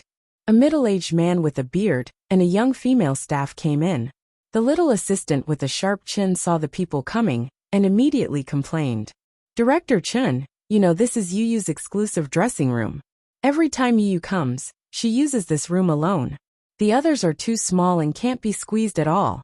However, these two people are like scoundrels. They insist on staying here and not leaving. They want to rob our Yu's dressing room. The director looked at Yin Yu, who was wearing a gorgeous dress and makeup, and then looked at Qin Shuang and Su Tao. He suddenly had a headache. In their line of work, they generally picked up the soft persimmon to pinch, and Yin Yu was famous in the circle for not being easy to deal with. On the other hand, although Qin Shuang became popular overnight, and the limelight was fierce, her position was still completely incomparable to Yin Yu. They were not in the same rank at all. It was really unnecessary to offend Yin Yu for Qin Shuang. After a short period of deliberation, the director had already thought about it. He lightly coughed and turned to Su Tao and Qin Shuang. This dressing room is indeed Miss Yin's exclusive dressing room. Why don't the two of you follow me to another place? The little assistant with a sharp chin heard that Director Chun was still standing on their side in the end, and suddenly his face was full of pride. Did you hear that? Qin Shuang didn't want to trouble Su Tao, so she whispered to Su Tao, Brother Tao, forget it, let's go somewhere else. Su Tao did not speak, but his face was unusually gloomy. Seeing that the two of them were not moving, the assistant said impatiently, Our Yu's program is about to start. Can you afford to be late? Originally, it wasn't a big deal, but this little assistant just had to make a fuss about it. It was clear that she was deliberately embarrassing them. Senarishchan looked at the time and realized that they were running out of time, so he couldn't care less. He said in a slightly tough tone, Please leave, both of you. Please don't disturb the other artistes who are preparing to go on stage. The little assistant gave the two bodyguards a look and then mocked in a shrill voice, Get out of here. You brought along a minor character who became famous overnight. Yet you still have the nerve to act like a big shot and fight with our Yu for the dressing room. Where did you get the face to do that? As they spoke, the two bodyguards had already walked towards them, wanting to forcefully chase them away. At this time, behind Su Tao and Qin Shuang, a faint voice came from the door. So, I am an 18-line small cameo?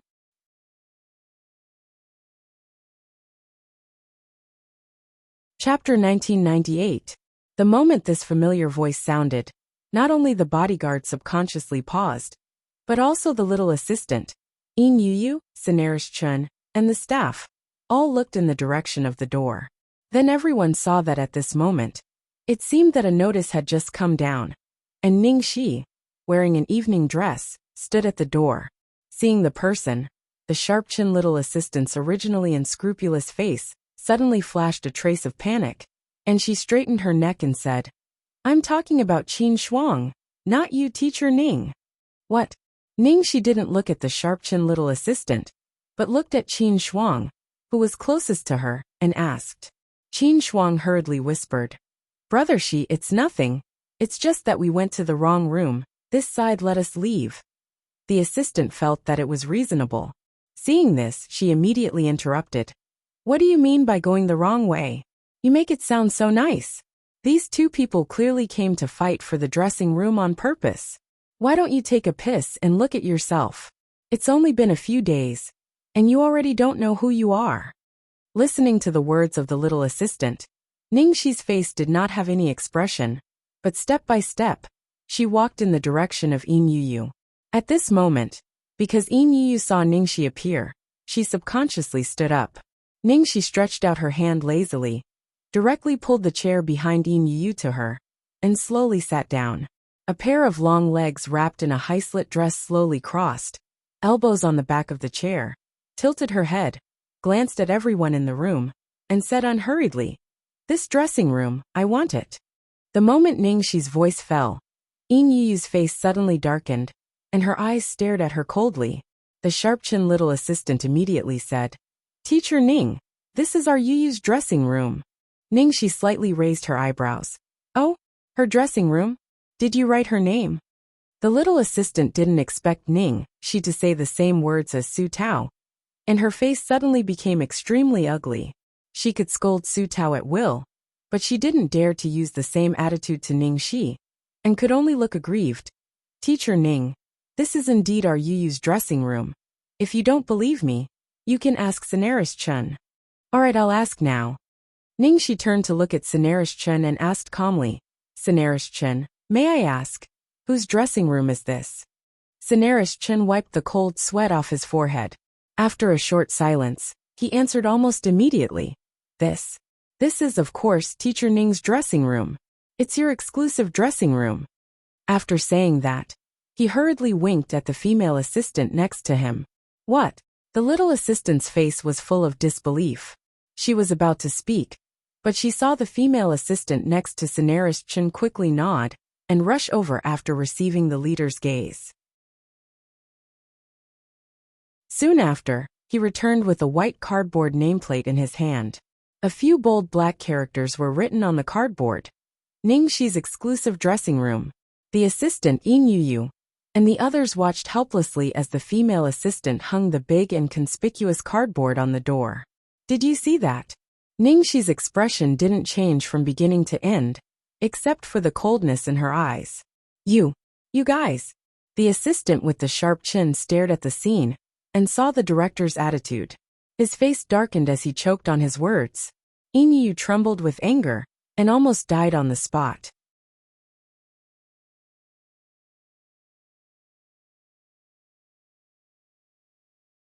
Chapter 1999. That was not the end. Cineris Chun immediately turned to Yin Yu and the others and said, "Ms. Yin, I think you must have gone to the wrong dressing room. Please change to another dressing room immediately." Damn. Wrong room. It turned out that they went to the wrong room? They came early in the morning, okay? And this was obviously the dressing room that Yu had been using. However, at this moment, it was obvious that Cineris Chun did not dare to offend Ning Shi because of her high status. It was all intentional. Please, Enrich urged again. The little assistant didn't dare to say a word at this moment. If Ningxi didn't care, she could naturally be unscrupulous. But Ningxi obviously wanted to stand up for Qin Shuang. What else did she dare to say? Yin Yu had never suffered such a great humiliation. Her nails pinched into her palms, and she almost lost her composure on the spot. She used all her self-control to make herself bear it. Let's go. In the room, the group of people brought by Yin Yu lowered their heads and quickly packed up their things. A group of people walked to the door. When they passed by Su Tao and Qin Shuang, the little assistant with a sharp chin was so angry that she said fiercely, "What are you proud of? A villain intoxicated by success. Aren't you just holding on to Ningxi's thighs?" The little assistant's voice was not low, so Ningxi naturally heard it. Seeing that Su Tao and Qin Shuang's faces were not good, Ningxi's face suddenly became cold. At this moment Ningxi, who was sitting on Yin Yu's seat, suddenly stood up and walked towards Qin Shuang and Su Tao while saying, "Brother Tao Shuang, follow me to the dressing room upstairs." Ningxi's dressing room was originally arranged upstairs. Although Yin Yu's dressing room was already very good, the most luxurious dressing room in the station, which was specially prepared for international bigwigs like Song Lin, was the one upstairs. Qin Shuang nodded obediently. When Yin Yu heard the word upstairs, her face became even uglier. At this moment, a staff member from the station rushed over to inform her, panting, "Miss Yin, your program is about to start. Please get ready to go on stage." What? The little assistant's face suddenly changed. But our Yu's makeup is only halfway done. Speaking of this, the little assistant didn't care so much and quickly said, "Since Ms. Ning wants to go to another dressing room, we don't need this one. Then let our Yu go in and touch up her makeup." After saying that, he was about to rush in. Ningxi smiled and glanced at the words, "Ningxi's exclusive dressing room" on the door. "Did I allow you to use it? Not only does she want to snatch it, but even if she doesn't use it, it won't be your turn." How could Enrich not understand what Ningxi meant? He immediately said, "I'm afraid that's not possible.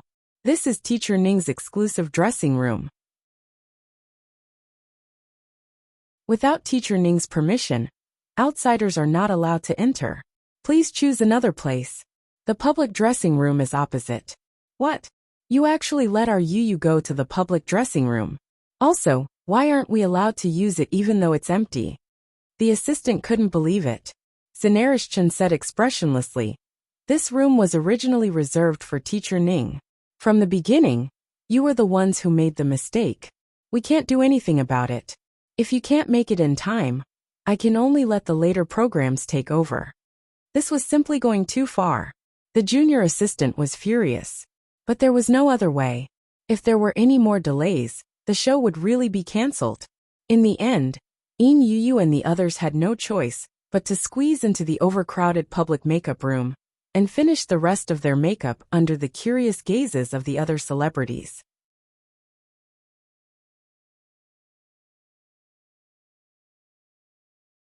Chapter 2000. On the stage, Yin Yu was in a hurry and was in a bad mood. She was not in the right state of mind. She sang off several notes in the middle of the song, and one high note broke.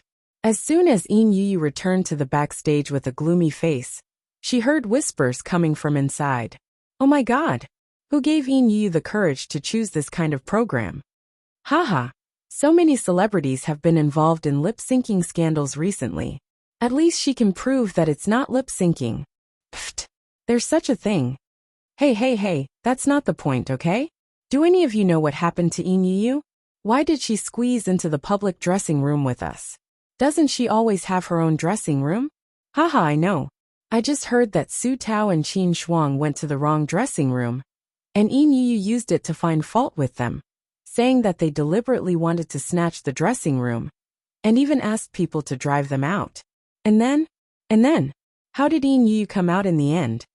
The female artist who claimed to have inside information said excitedly. "Then the goddess Ningxi arrived. I don't need to tell you what happened next, right? Ningxi is quite loyal, and I heard that she is especially protective of the artists in the same company. Recently, in addition to Qin Shuang, there are several more in the Golden Age.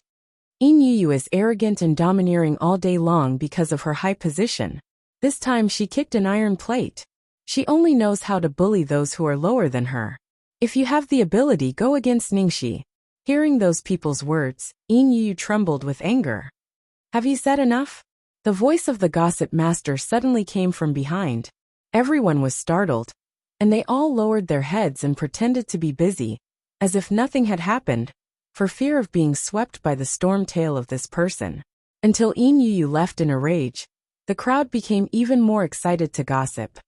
What do you think Yin Yu will do this time? Those who offended Yin Yu in the past were all punished badly. Someone asked, Punish Ningxi? Are you kidding? Yin Yu's position is not at the same level as Ningxi at all, okay? Look at the attitude of the station. Don't forget that Yin Yu has Han Zixuan. Didn't these two have the best relationship? Han Zixuan is such an autocratic and selfish person, but she takes good care of Yin Yu. The person who spoke rolled his eyes. Han Zixuan was suppressed so badly by Ningxi that she can't even take care of herself. I think it's still too early to decide the winner. Golden Era's strength and Han Zixuan's popularity are right there. They still have a chance. At night in a high-class club, at that moment, Han Zixuan and Ning Xuelo were sitting opposite each other at a table in the pavilion. Han Zixuan's face was full of anger and grievance. Vice President Ning, when you were here, you always took care of me and promoted me. But since you left, I really can't stay in the company anymore. When will you come back? Han Zixuan asked the question that concerned her the most. Ever since Su Yan took over the company, she had been under more and more pressure. She really couldn't sit still anymore. So she asked Ning Xuelo out in private. Ning Xuelo listened to Han Zixuan's crying, and her face was full of helplessness. I'm very sorry, Zixuan. I don't have any power in my hands now. I'm afraid I really can't help you. Han Zixuan's expression immediately changed. Vice President Ning, I really don't understand. Why did you suddenly leave the company?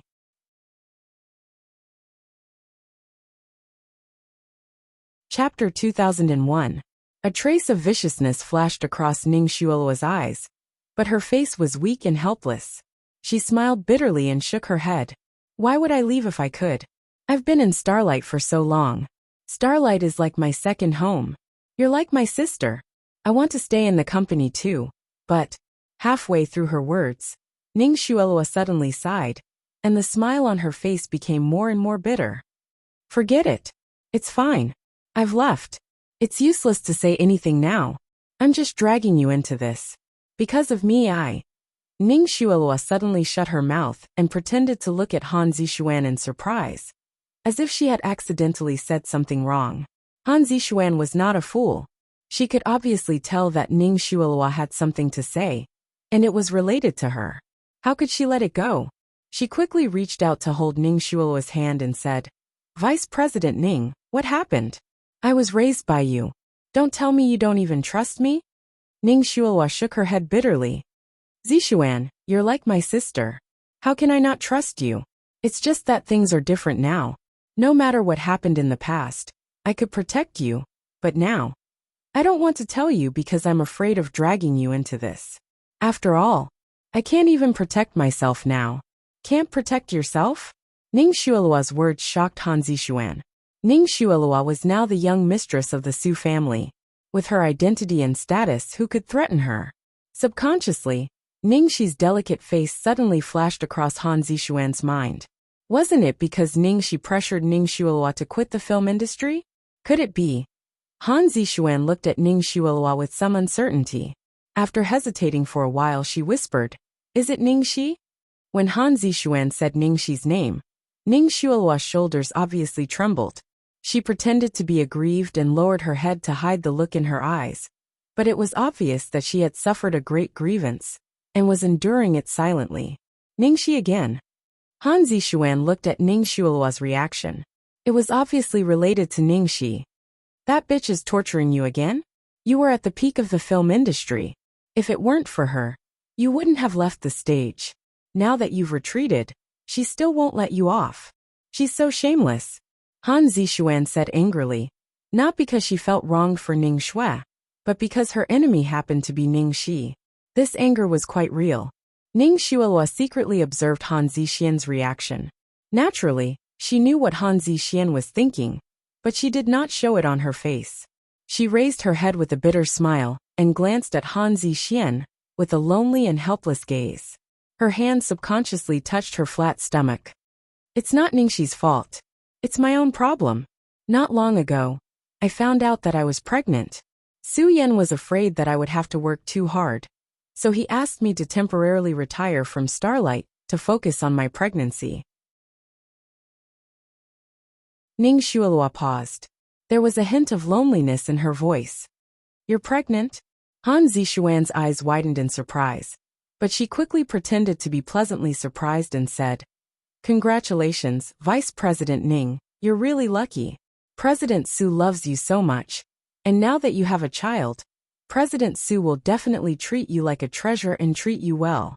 It's really enviable.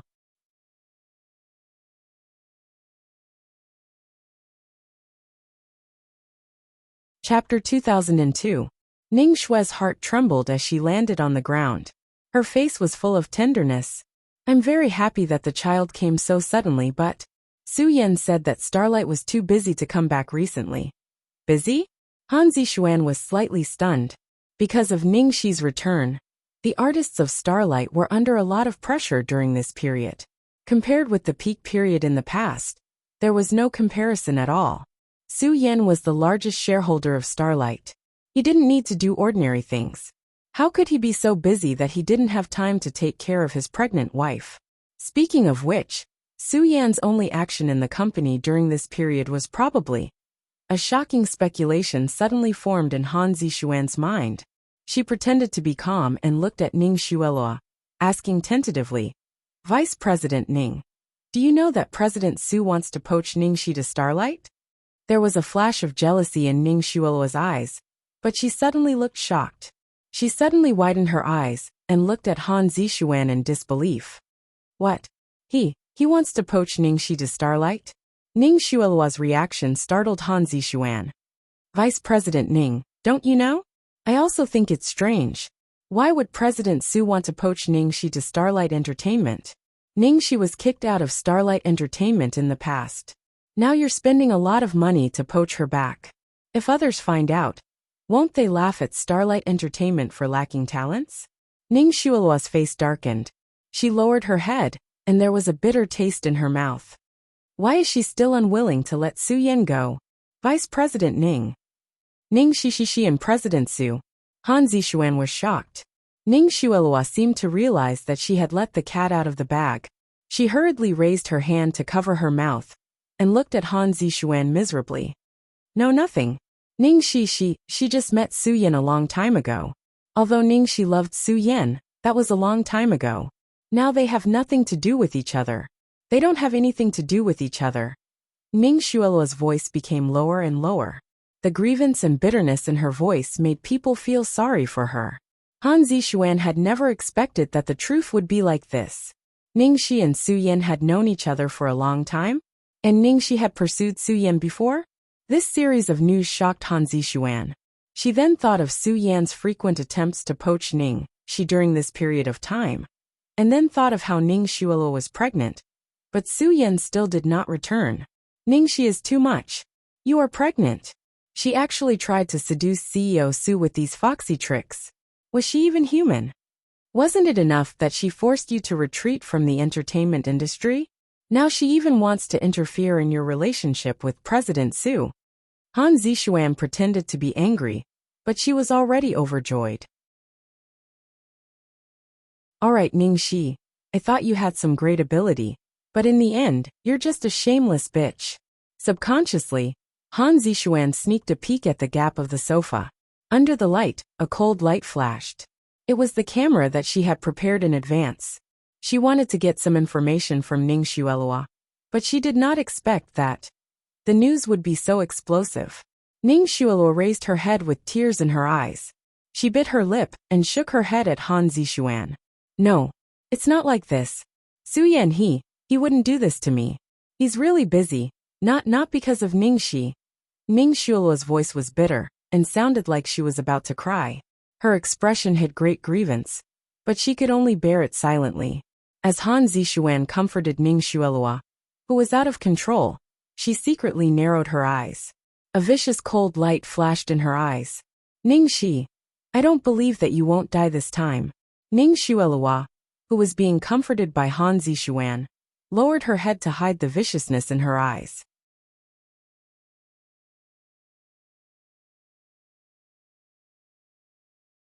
Chapter 2003. After comforting Ning Xuelua, Han Zishuan personally sent her out of the clubhouse. She turned around and immediately took out the camera, hidden in the gap of the sofa. Under the flickering light, Han Zishuan watched all the footage she had just recorded. As Ning Xuelua's slightly crying voice came from the video, Han Zishuan's eyes were filled with malice. Ning Shi, I want to see what you can do this time. The next morning, the phone rang and broke the silence of the morning. Ning Shi picked up the noisy phone and looked at the name of Su Tao on it. She mumbled and poked her head out of Lu Tingxiao's warm arms. She answered the phone with one hand and said lazily, Brother Tao, what's the matter so early in the morning? Before Ning Shi finished her words, Su Tao on the other side of the phone instantly exploded. My queen! Go to Weibo and have a look. It's all over the internet. Weibo. Ning Shi was confused by Su Tao's roar. She took the phone and walked to the computer, opened it, and logged in her Weibo. As soon as she logged in, a series of notifications almost blew up the computer. On the hot search list of Weibo, the words Movie Queen Ning, she seduced a married man, were on the top. Who the hell did I seduce this time? Ning Shi stared at the unbelievable words. This kind of rumor seemed to have never stopped since she started her career. Ning Shi thought it was the same as before. Someone was making groundless accusations against her. However, Su Tao on the other side of the phone was so nervous that he almost roared. Ning Shi, this time it's a big deal. Go and have a look. The video has been posted on the internet. Liang Feixing and I started to suppress the news as soon as we saw it. But it didn't work at all. It's obvious that someone is behind it. Now the hot search is getting more and more popular. We can't suppress it anymore. Take a look at the video, and come to the company as soon as possible. Let's discuss how to suppress this matter. Su Tao didn't even have time to take a breath. It could be seen that the situation was serious. There was a video. What video was it? Ning Shi frowned slightly, and followed Su Tao's words to click on the hot search. Under the hot search terms, she saw a video with an eye-catching title on the pinnacle of the Weibo post. Ning Shi clicked on the video and frowned. In the video, Han Zishuan and Ning Xuelua's faces were clearly shown. The two of them seemed to be chatting in a club. At first, he didn't think anything was wrong with Ning Shi, but the more he looked at her, the more he felt something was wrong. When Han Zishuan mentioned Ning Shi in the video, Ning Xuelua felt wronged and cried secretly. Her words were full of sadness and loneliness, and she even directly exposed the ambiguous past between Ning Shi and Su Yin many years ago while sobbing. On this Weibo post, there was a long paragraph of incisive words that stirred people's hearts. The famous movie star Ning, she was shameless to such an extent. She seduced a married man, completely disregarding the fact that his wife was pregnant, causing the husband to neglect his pregnant wife, causing the pregnant woman to be mentally and physically exhausted. She was simply shameless. She did not mention the names of the couple who were involved. However, as long as one was not blind, they would be able to recognize at a glance that the crying woman in the video was Ning Xueluo, who had disappeared for a long time. At that moment, Weibo was in an uproar. Under the pinned Weibo post, the number of comments went up to hundreds of thousands overnight.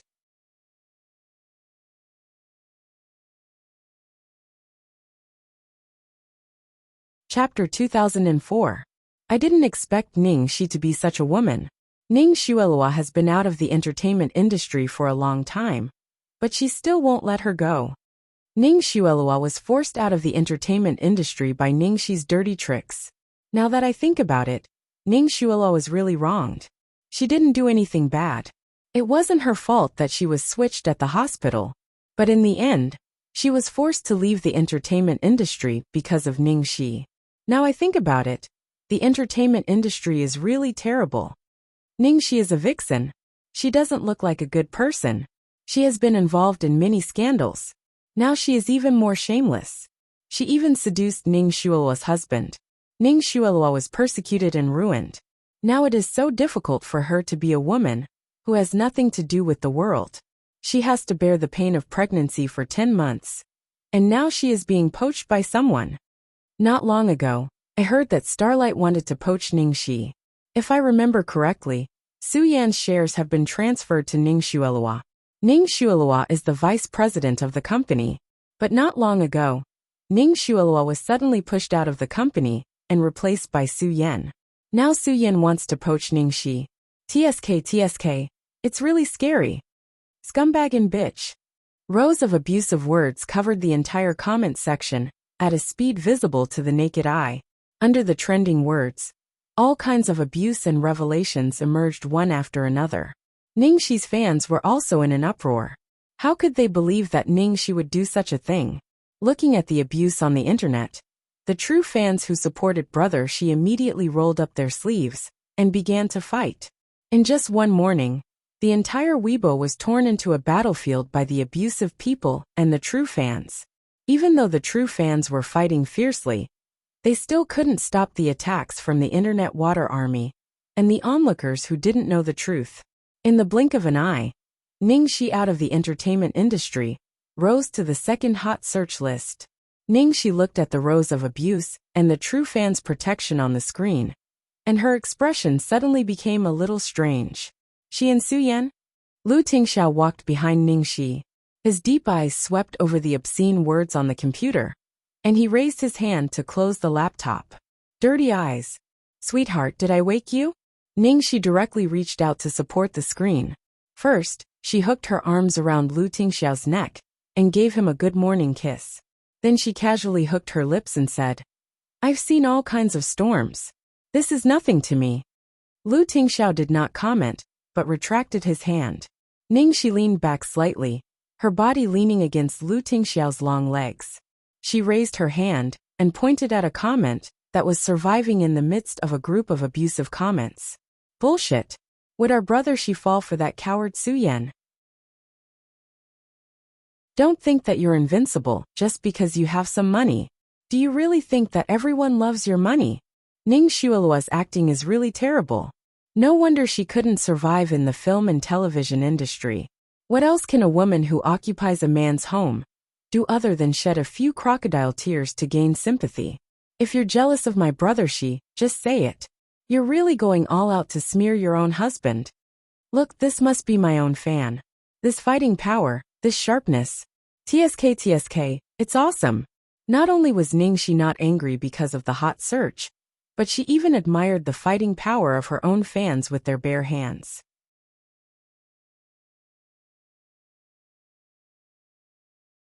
Chapter 2005. Ningxi's diehard fans, are you deaf? She said it herself that Ningxi has always been in love with Su Yan and plotted against him. If there wasn't something unspeakable between the two of them, why would Su Yan suddenly kick his wife out of the company and poach Ningxi as soon as he took power? Who's deaf? I think some people are not only deaf, but they're also diehard. Ning Xueluo had said it herself, that it was because she was pregnant that Su Yan asked her to retire from Starlight to let her rest in peace. Han Zixuan was the one who said the whole poaching thing. How do you know that Han Zixuan was deliberately provoking Ning Xueluo to help her deal with Ningxi? Our brother Shi is doing fine in Shengshe and has been busy with work recently. Han Zixuan has been suppressed so badly by our brother Shi. She can't play with him on the surface, so she's starting to play tricks behind his back. Otherwise, why would she secretly record her meeting with Ning Xueluo? She's obviously prepared. How can we believe someone like her? Our brother Shi has been slandered ever since he debuted. He's seen too many of these despicable tactics. In a high-end villa in the capital, Han Zixuan's eyes were filled with coldness and mockery as she read the doubtful comments on the internet. They're still trying to clear their name at this point. Zheng Anru said smugly, they're dead meat this time. Ningxi definitely doesn't know that we have something even more shocking in our hands. Zixuan, let's send the evidence out now. Let's see what else they can say when the evidence is sent out. Han Zixuan curled her lips and brushed her nails. She said slowly, "What's the rush? Let them jump around a little longer. The more they protect Ningxi now, the more disappointed they'll be when they find out the truth." She was really lucky this time. Not only did she get Ningxi's secret from Ning Xueluo, but she also got a video that could destroy Ningxi eternally. Zheng Anru nodded excitedly. Yes, when the time comes, all these fans will turn against her. It's so satisfying to think about how she'll be scolded by her own fans. That night, the fight between the two sides entered a white-hot stage. The Internet Water Army was overwhelming. Although Ningxi's fans were not as many as the Internet Water Army, their fighting capacity was very high. In the evening, they even faintly surpassed Ningxi's fans. At this moment, Han Zixuan released another Weibo post. Originally, I just couldn't stand watching someone's shamelessness and didn't want innocent people to get hurt. I didn't expect it to cause so many malicious speculations. Now, even passers-by can't stand someone's disgusting table manners. I just received an anonymous email. Please judge for yourselves what the truth is. This Weibo post was accompanied by a video. In the video, it was a certain luxurious hotel in the imperial capital. Not far away, the logo of YLD could be vaguely seen. The banquet hall was filled with fragrant clothes, and people were toasting each other. It seemed like they were at YLD's fashion banquet. Then, the scene quickly switched to the small garden behind the banquet hall. A woman was sitting on a swing, and a man was standing beside her. Although it was night time, and the lighting was dim, the angle of the video clearly showed their faces. And these two people were the male and female leads of the scandal, Ningxi and Su Yan. The two seemed to be having a conversation. Su Yan. Xiaoxi. Su Yan. Xiaoxi, I'm calling you for business this time. Ningxi. Oh, business. Su Yan. Xiaoxi, come to Starlight. Chapter 2006. The short 10-second video had just been released, and it immediately set off a monstrous wave on the internet. Everyone was shocked. Ning Xueluo and Han Zixuan's fans were like hungry wolves that had not eaten for a few days. They pounced on them with bloodshot eyes. Fuck. They are indeed a pair of adulterers. Ningxi's diehard fans, what else do you have to say? The evidence is irrefutable. Who dares to say that our Zixuan is creating trouble? Seducing a married man, bewitching him into taking away all the power from his wife, poaching her, leaving a pregnant woman alone at home in the middle of the night. Then the two of them hid in the small garden to have a private rendezvous. How shameless. Zixuan was just defending her friend, but Ningxi's diehard fans are attacking her like crazy. Fortunately, justice will never be absent. I thought Zheng Anru's words were a bit harsh, but now I think it was too light. It's an insult to Zixuan to compare her with her. Didn't she get to the top with her face and body? It's just that she hid it so well that she deceived everyone. Now the truth is finally out. Ningxi's diehard fans, why aren't you saying anything? Come on. At Shengshi Entertainment, Liang Feixing and Su Tao were paying close attention to the situation on the internet. Su Tao sneered. Tut, Han Zixuan still has a backup plan. Liang Feixing squinted at him. Needless to say, otherwise, she wouldn't have dared to use her real body. Su Tao yawned and said in a bored tone, boring. Are we going to send the information on our side? Liang Feixing looked at Ning, she who was sitting on the sofa opposite him. Ningxi, what do you think? Ningxi looked away from the computer screen, tilted her head with one hand, and tapped the armrest with the other. Of course we will post the video, but it won't be that easy.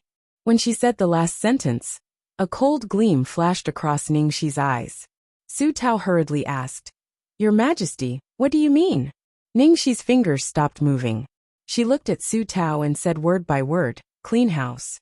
She had to start all over again when she had just woken up, and Golden Era was in a terrible state. She had no choice but to fight passively. But now, it was time to take care of Han Zixuan. Su Tao's eyes lit up when he heard the domineering words.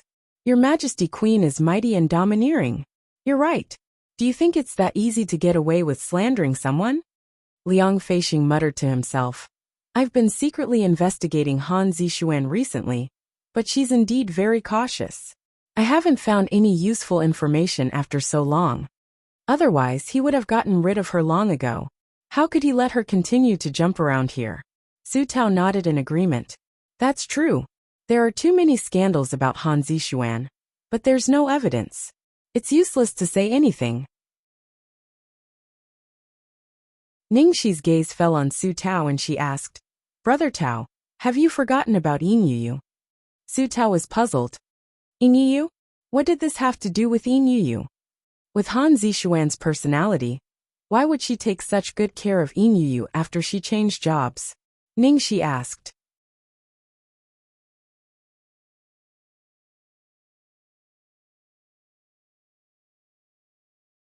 Chapter 2007. Su Tao's heart skipped a beat when he heard that. This is indeed strange. They weren't familiar with each other when they were at Golden Era. After they moved to Starlight, not only did Han Zixuan suppress the artists from Starlight, she also kept a close eye on the artists who jumped over from Golden Era. She didn't allow anyone to surpass her position. Yin Yu is also an A-lister like her, so she is a big threat to her. Their relationship should be like fire and water. But on the surface, Han Zixuan and Yin Yu are very close.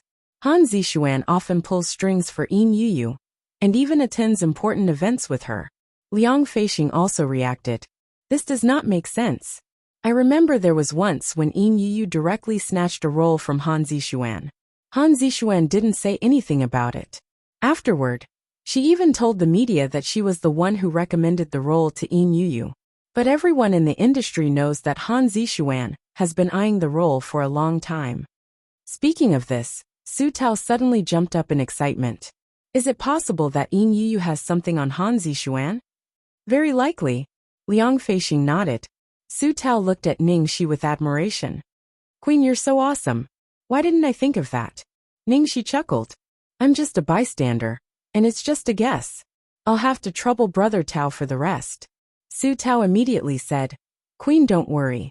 I'll take care of it. Liang Feixing sighed and said, I've fallen into the same mindset before. I've always been thinking about investigating Han Zixuan's background and neglected other things. I think Ningxi's guess is right. Yin Yu has something very important in her hands. It's enough to make Han Zixuan lose her career in the entertainment industry. But Yin Yu will never give it to us. Su Tao raised his eyebrows and said confidently, Don't worry about it. It's just a small case. Liang Feixing raised his eyebrows. Okay, I forgot that you're here. Ningxi smiled. Then I'll wait for your good news, Brother Tao. Late at night, in a private room of a restaurant, Yin Yu threw her bag on the table beside her with a paw sound. She crossed her arms and looked at the man in front of her impatiently. Say it. Why did you call me here? Su Tao's attitude was attentive, but there was a hint of nervousness in his eyes. I'm sorry to disturb you so late at night. I really have something urgent to attend to. Yin Yu snorted. If it's because of Ningxi, you'd better give up. Ningxi was going to die this time. Yin Yu was filled with anger at the thought of the humiliation she had suffered at the Imperial Capital TV station that day. Naturally, she would not let go of such a great opportunity to mock her. This was also the reason why she came over when Su Tao asked her out. Of course, she wanted to take a good look at Su Tao's dejected appearance. TSK, I really pity Brother Tao. He had just hugged onto a golden thigh, but now he has become a pile of mud. Haha. Su Tao's expression was very ugly and distressed. After a moment of silence, he said meaningfully, Yu, it doesn't matter what happens to me. Actually, the one who loses the most is you. Yin Yu was instantly displeased. She snorted coldly. What nonsense are you talking about? What do I have to lose? Su Tao immediately revealed an extremely surprised look. Don't you know?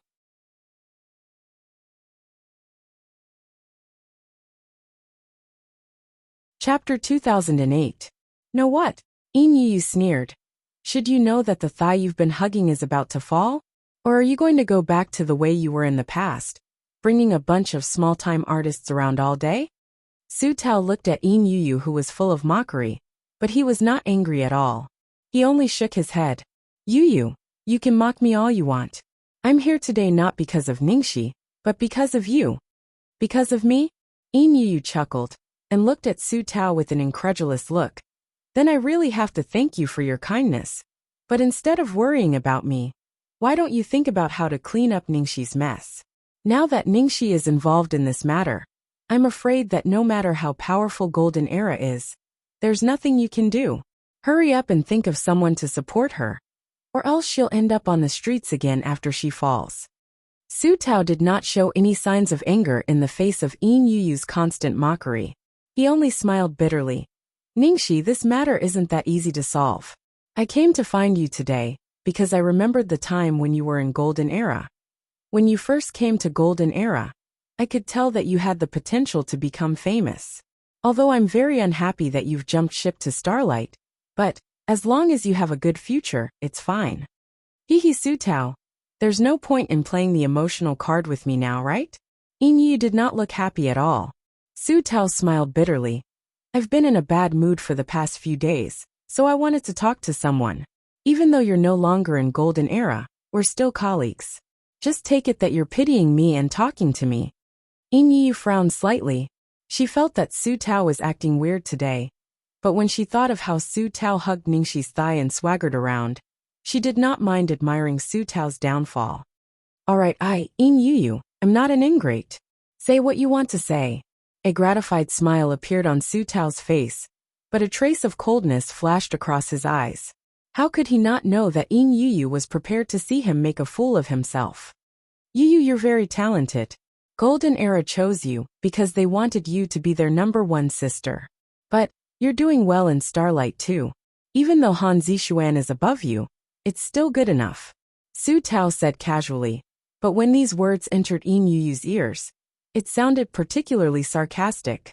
When Yin Yu chose to jump ship to Starlight, she had hoped that Starlight would support her and make her the big sister of Starlight. However, who would have thought that Han Zixuan would firmly suppress her, making it difficult for Yin Yu to take another step forward in Starlight? Some time ago, Ningxi finally came back and suppressed Han Zixuan's limelight, causing Han Zixuan's popularity to plummet. Starshine was also prepared to transfer resources to support Yin Yu to become the #1 sister of Starshine, but Yin Yu suddenly frowned. The reason why Starlight wanted to support her was because Han Zixuan was suppressed by Ningxi. However, once Ningxi was brought down by the matter of being a mistress, no one would be able to suppress Han Zixuan's limelight anymore. Before this, Yin Yu was happy that Ningxi was about to fall, but now, she suddenly thought of her own situation, and she could not smile anymore. You're tuning in to the Dreamy Chapters YouTube channel. We're so grateful for your support, and don't forget to subscribe to join us on this incredible journey through captivating stories. Your generosity through donations truly makes a world of difference, as it's the primary source of revenue that allows me to expand and enhance this channel for you. Thank you from the bottom of my heart for being a part of this adventure.